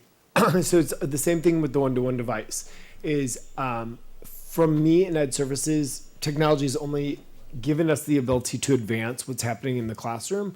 An example is I was just in Mrs. Goldsby's classroom in the intro to coding class, and she took immediately data on whether or not we needed to start creating an intermediate coding class for next year. Immediately, she was able to have all the students answer 2 quick questions that provided me and the new assistant principal, Kim, the information that we needed to do to whether we needed to start creating another course. So I do think the power of data that technology gives us is, it's changed the world of public education. However, in my former life, we did have opportunities for students to be able to use devices in the hallway, but they're designated areas which we knew that the students then could go and utilize their cell phone during a passing period, whether that's the green at Beverly Vista Middle School, or whether that is, I'm going to call it the driveway here at the high school when you're passing through that area, but not in the library, maybe not in the College and Career Center, similar to what President Margot had said, is I really had never thought of the flip of the chip. You know, I think that our staff want to do its best when it comes to utilizing technology. I think that there are some teachers that feel very comfortable with technology so that this isn't threatening to them. But I do think that there are some staff too that this is different, and it does change so quickly and so frequently that it is just a continually working on their comfortability level with it being in the classroom.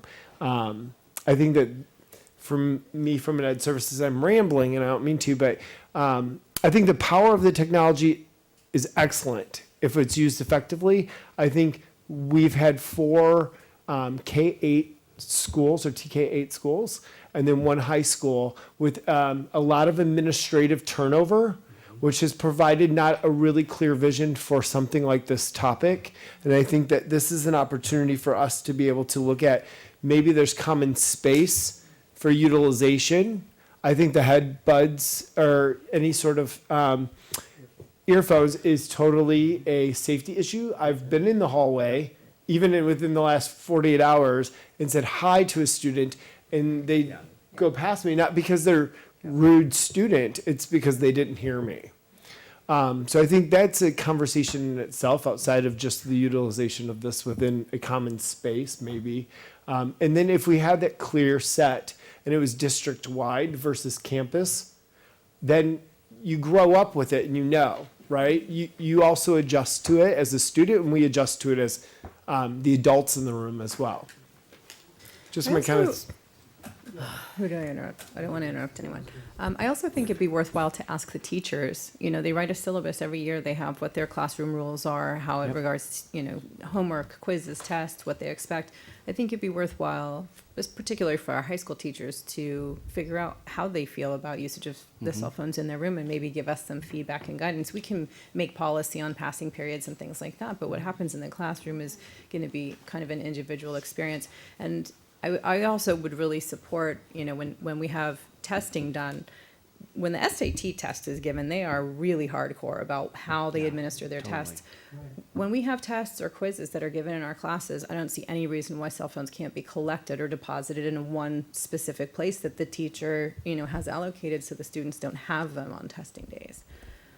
At the ready. I think things like that are real solutions, things that actually can make a difference and prevent some of the things we're concerned about, but are enforceable and will have hopefully the desired result. Right, and if you're passing out a test, a teacher is passing out a test, you give your phone if you want the test. It's very easy to enforce. I mean, And then you get it back when you... regarding like the test security and stuff, I've had many teachers, and I've had one teacher who her policy was amazing.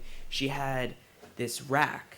Each numbered, each person had a desk number, and all you would do is take your phone before the test, put it on your slotted number, walk away, take the test, pick it up before you leave. Great. Near the door. That was successful. Obviously there was no issues. She would scan it quickly and say, okay, every phone is there. And if there was someone absent, she'd be okay and match it up. It's quick, doesn't waste time. That's been successful.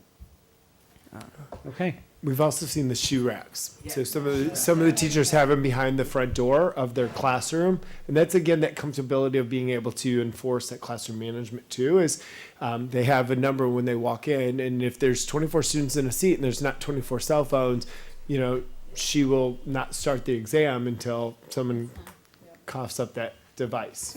Okay. So I think what we could do a little more research with site administration on this. Ask some questions, get some feedback, because we don't have an existing policy, just so you know. We had started the conversation about a policy.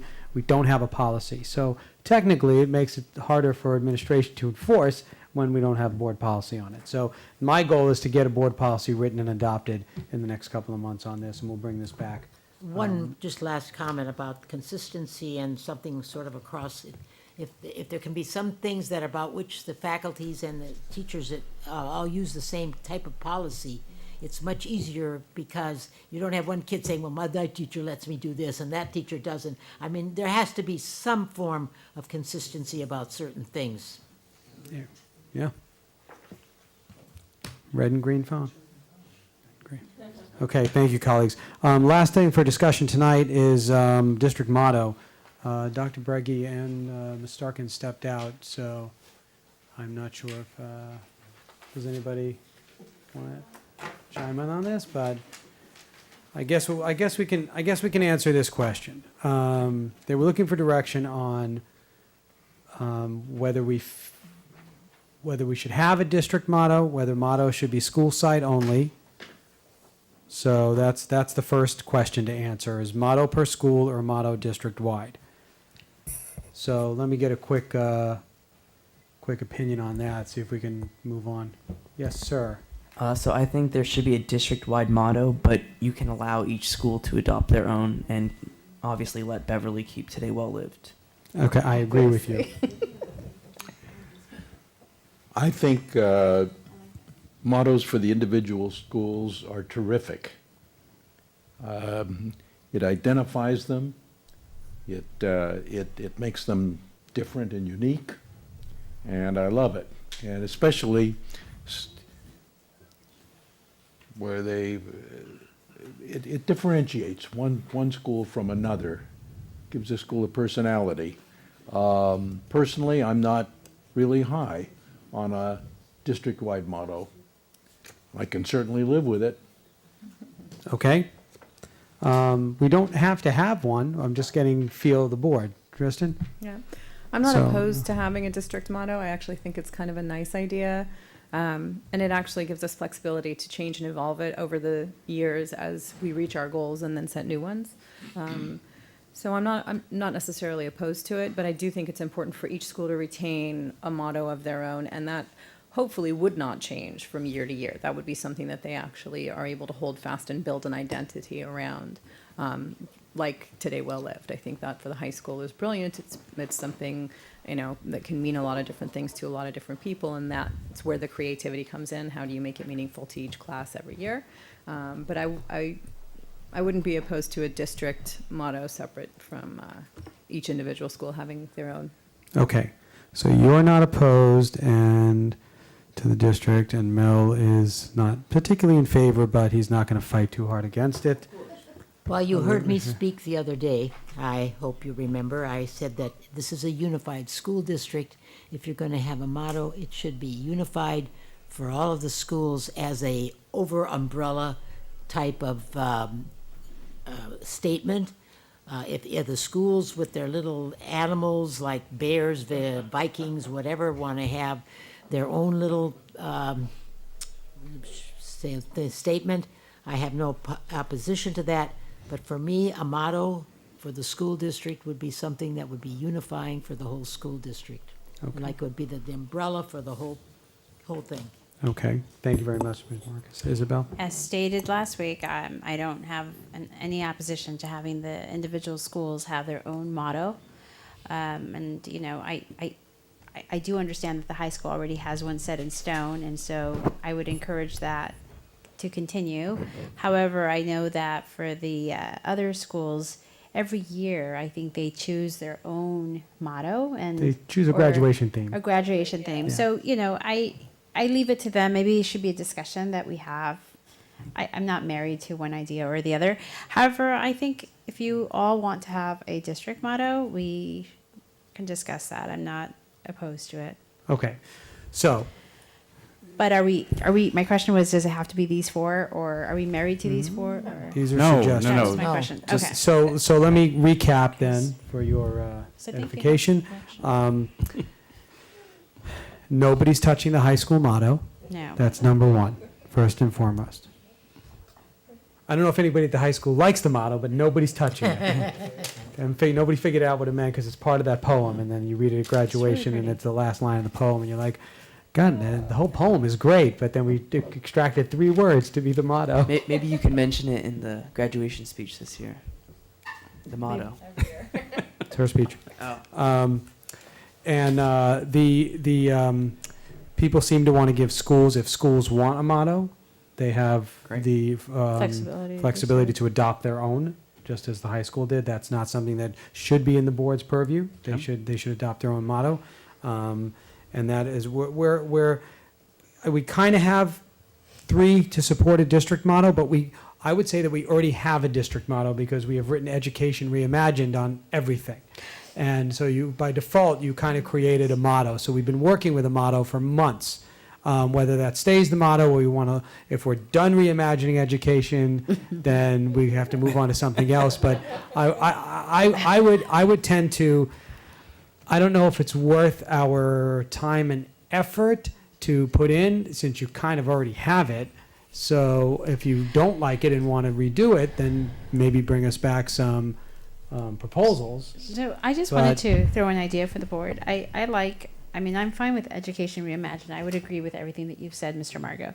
The only idea or concept that I'd like, maybe to hear if you all think it's worth it to consider is, there's so much history in Beverly Hills, and there's a lot of history, and and I think the word legacy is something that we should reflect on and serve as a foundation as we continue to reimagine education. So I like the word legacy. I'm not sure if it makes any sense, but I was thinking a legacy and education reimagined. So it's taking the past and then kind of moving forward in motion and continuing to define that moment as we move into the future. Can I say something? So- When you asked me, I want to unify something for the whole district, an umbrella. It could be any one of the ones we have. I'm not looking for something new. I'm just, the one like Education Reimagined. I mean, I would have no trouble if that was our saying. I'm just saying that it should apply to the whole district. That's all I'm saying. I actually agree with that too. I think Education Reimagined not only speaks to what we've done already, but continues moving forward. It actually brings to mind forward motion for me, because reimagining never really stops. So I'd be totally fine with that. I agree with that. I just think that the word legacy kind of is pretty important for Beverly Hills. If we, there is a lot of history here, and it's a unique city that everyone knows around the world. So I think we are reimagining our education, and we're moving forward as we move into the future. However, I think that there's incredible strength in the word legacy or something like that. It was just an idea. Okay, and I respect that, so I wrote down this, an educational legacy reimagined, to incorporate both, but, so, but we can, That doesn't matter. we can kick it around. All right, whatever we do, El Rodeo's motto is going to be closed for remodeling. Okay? Only for a little while. That one I'm insisting on. That one I'm insisting on. Okay. So, Dr. Breggy, are you Please looking for send all any- emails to nmargo@bhusd.org.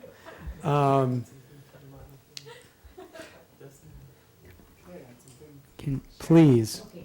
We can. I just, working in the district office for the past too many years, but just meaning like, haven't been in a classroom. I think sometimes people forget that there's this whole population in education that doesn't have that identity that's tied to a school.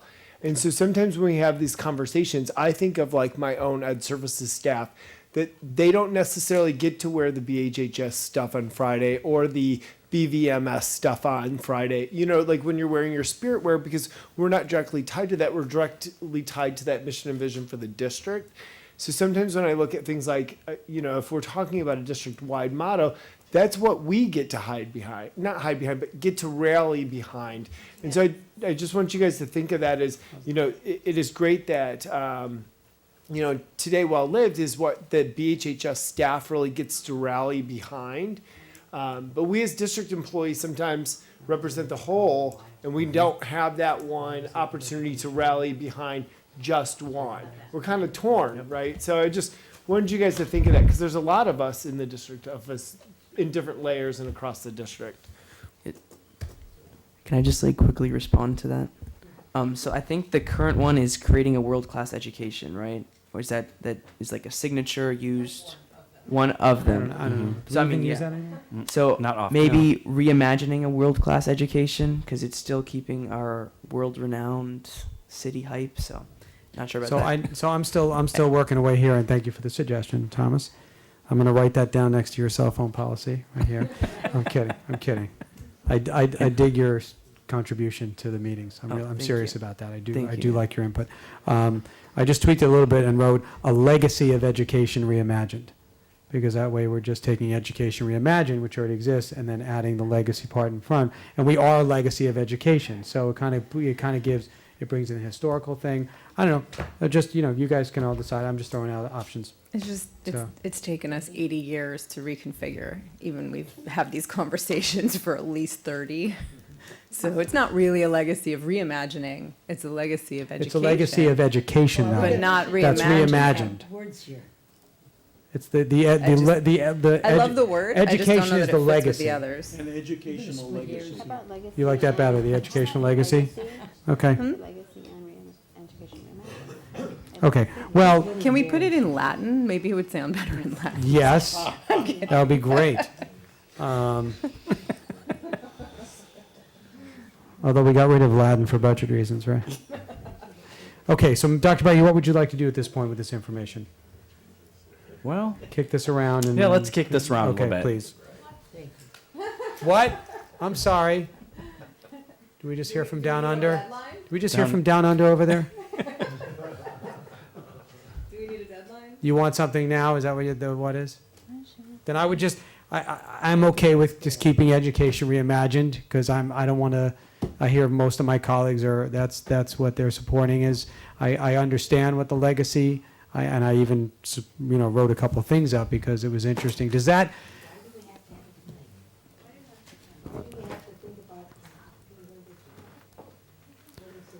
well, why don't we do this? Why don't you take from our discussion tonight what we talked about, come back at the next meeting and see if market test it and see what do you think will work? Whether we keep education reimagined, because that seemed to be, at least there's a majority on the board that supports that anyway. Mrs. Hacker and I threw in from her legacy thing, if there's a way to build on that. I don't, once again, these are things that are important at maybe some measurable level, but right now, I always feel that there's a lot on our plate, and I don't want to spend time on this, but no offense. So just bring it back and. Yeah, I say think we that's a thought great about it, idea. okay? We'll take all the ideas that we heard tonight. And if, yeah, bring 'em and we can decide something at the next meeting, just so it's put to rest, okay? All right. Thank you. Okay, we also will be getting updates on the theater situation at the next meeting too. So That's thank correct. you for that, Dr. Breggy. Yep. Did I still need to read that comment from the fire department? I think so. I think they wanted Do you you- to do you put have that it? into the record. Do you have it? Um, Just something that, we're moving to communications from board members, so I'll start at the end and then I'll make this comment when it comes. Very quickly, we're like on this marketing kind of branding trend. So I just would like to see like the school spirit program that Ms. Starkins and Dr. Breggy presented to us to continue to be implemented. And yeah. Okay. Yeah, I have a suggestion for the board. The ribbon cutting ceremony was very impressive. But it was a 1-hour event, and it's over and done with. And I don't think that's enough. I mean, we have created a middle school. And I'd like the board to consider whether it wouldn't be appropriate to have a permanent plaque similar to the plaques that are in our buildings where they were construction plaques commemorating the start of a new thing. And so I would like to suggest that if the majority of the board members approve of this, that the staff look at the existing plaques that there are. It shouldn't be something picayunish, it should be something meaningful, commemorative, if I may say. A permanent commemoration of a grand opening of something. That's idea. what's missing, in my opinion. And so I'd like to, if the board agrees, I'd like to have staff look at the existing plaques and come back to the board with a suggestion of the layout of the plaque and what is in it. But I would like to, if we're going to do that, I would like to suggest the words established 2019. Okay. Does anybody object to that, so we can just give direction on that? Thank you, Mr. Spitz. Okay, thank you. Thank you, Good Mr. suggestion. Spitz. Okay, Yeah, I think it's a great idea. okay. Fabulous. Thank you. So just a couple of things. I don't want to take too long, but I want to mention a few things that I was super impressed with over the last couple weeks. Opening day was beautiful. It was so spirited and felt so positive, and it was really well put together. So I just wanted to recognize that Dr. Breggy opening day was, I think, an excellent success. The fact that we have kicked off not only reconfiguration, but all of the different parts that went along with it. And I can tell you because I've been at Beverly Vista for the last 2 mornings in a row, and then also yesterday afternoon. It's remarkable. It's remarkable. And it's, like we had talked about, largely due to the staff that's out there and helping move the, traffic around, but it's going off without a hitch. I'm so happy and proud to see it. And it's really been in wonderful coordination with the city and the traffic officers and the police department, and I'm very happy with the result. I wanted to make people aware, in case that they're not, because this is kind of a new thing for all of us, but the middle school has not only the new cell phone policy, they also have a new dress code, which is something that I personally have had issues with for years, and I am so incredibly happy and thankful to see that it has evolved and it has joined us in the 21st century. The website revisions, I wanted to thank Ms. Starkens for doing a great job in getting all of those revisions done. It's by no means complete. It's by no means perfect yet, but we are definitely making progress, and I want to recognize that. I am super happy and enthusiastic about the mission and vision. It was a great collaboration getting there, and I'm really happy where we all, netted out. And I wanted to circle back to, I know the public comments were made earlier, and I don't want to specifically talk about any one issue, but I'd really like for anybody that actually watches these things all the way to the end to recognize that when you're talking about human resources and staffing, a lot of times the decisions are made not with the consideration that people assume they're made with. And this may be something that the teacher wanted, and it may have been something that was discussed before. And it is remarkable that our parents and our students are so tied to their teachers and so love their teachers that they come forward and talk about how much they love them and want to keep them, which is fantastic, and it warms my heart to see. But I'd really like for people to also keep in mind that sometimes these decisions are made by staff themselves. So not everything has to be a fight. We're always welcoming of public commentary. But I want the public to also realize that these moves are not punitive, that a lot of times there's really solid reason, and we can't really get into all of the reason behind it. So just something to keep in mind. That's it. Thank you. Mrs. Marcus? I was going to talk about something else tonight that I had read, that someone had written, and I was going to take some excerpts of it. But it's a little bit of a downer, and I don't want to put a downer on tonight as far as what happened this past week. But I would love to really give kudos to the teachers and to the custodians for the tremendous amount of work that they put in to relocate from one class to another or from one school to another. I know we gave them pittance as far as money is concerned for what they had to do. And I don't think we could begin to realize how many hours they actually put in, resetting up their classrooms, unpacking the boxes, lifting the boxes, doing everything that they did. And I think we've forgotten that they are the real ones that are now making this work, because without them, and they really did have to put in many, many hours more than the 15 that we gave them with pay. And I just want them to know that I appreciate it. And as a teacher, I know what they went through. I actually, I agree with everything that has been said. I actually was thinking of our PTAs. I know that they were there for the breakfast, and they were supporting it. They paid for it. They worked it, and they delivered it. And so I don't know what to say about the PTAs, because it wouldn't be enough. And also They were, I understand, very supportive in the ribbon cutting ceremony, and they were a very critical component of the program yesterday. So, you know, these are volunteers, and just like we are. So I really, really salute them, and I really am impressed by their commitment and continued support. And they've been very positive about this whole transition.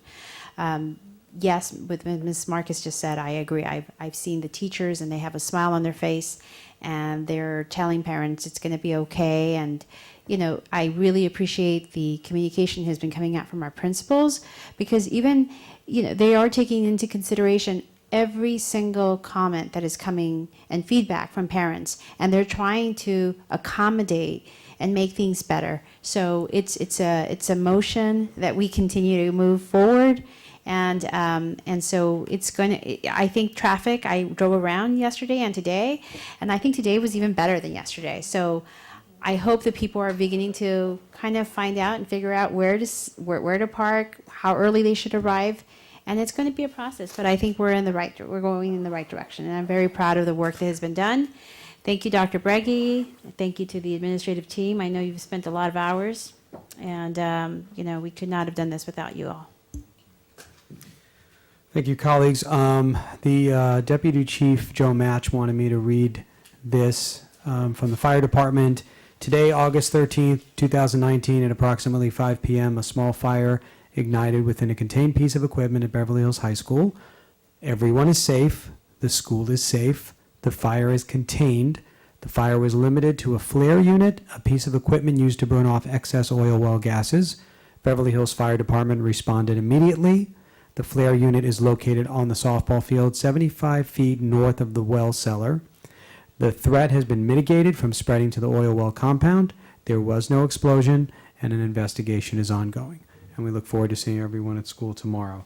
So that is per the fire department. Once again, thank everybody throughout the district. Kudos on opening day and getting school started, getting the school year started. It's been great. And after Mr. Pileman's report tonight and seeing the security cameras that are now installed throughout the district, you know, it happens so much now that we forget about El Paso and Dayton and things like that go through our heads quickly because we're so wrapped up in our daily life. But people need to know that this district and this board has dedicated itself into securing our campuses and making this place a safer place to be at school, probably safer than a lot of people's homes. We are putting personnel at every entrance.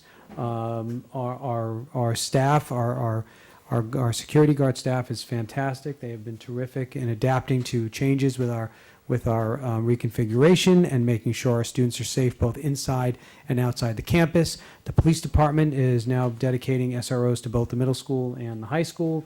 We are taking this seriously. We are taking single point entry seriously, and we will continue to take that seriously as we move forward with all of our construction plans. So seeing everything operational tonight, the actual security cameras on those computer monitors, seeing them in operation was a long time coming. So I'm really, really happy about that.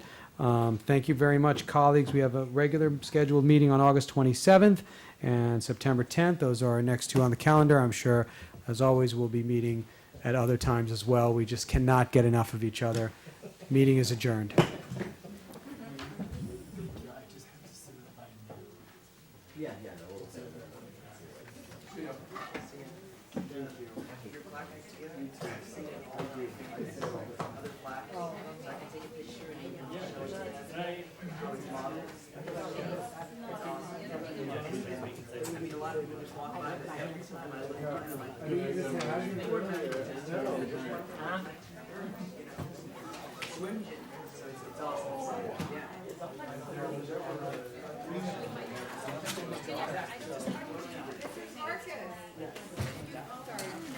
Should we get something, Tristan? Here.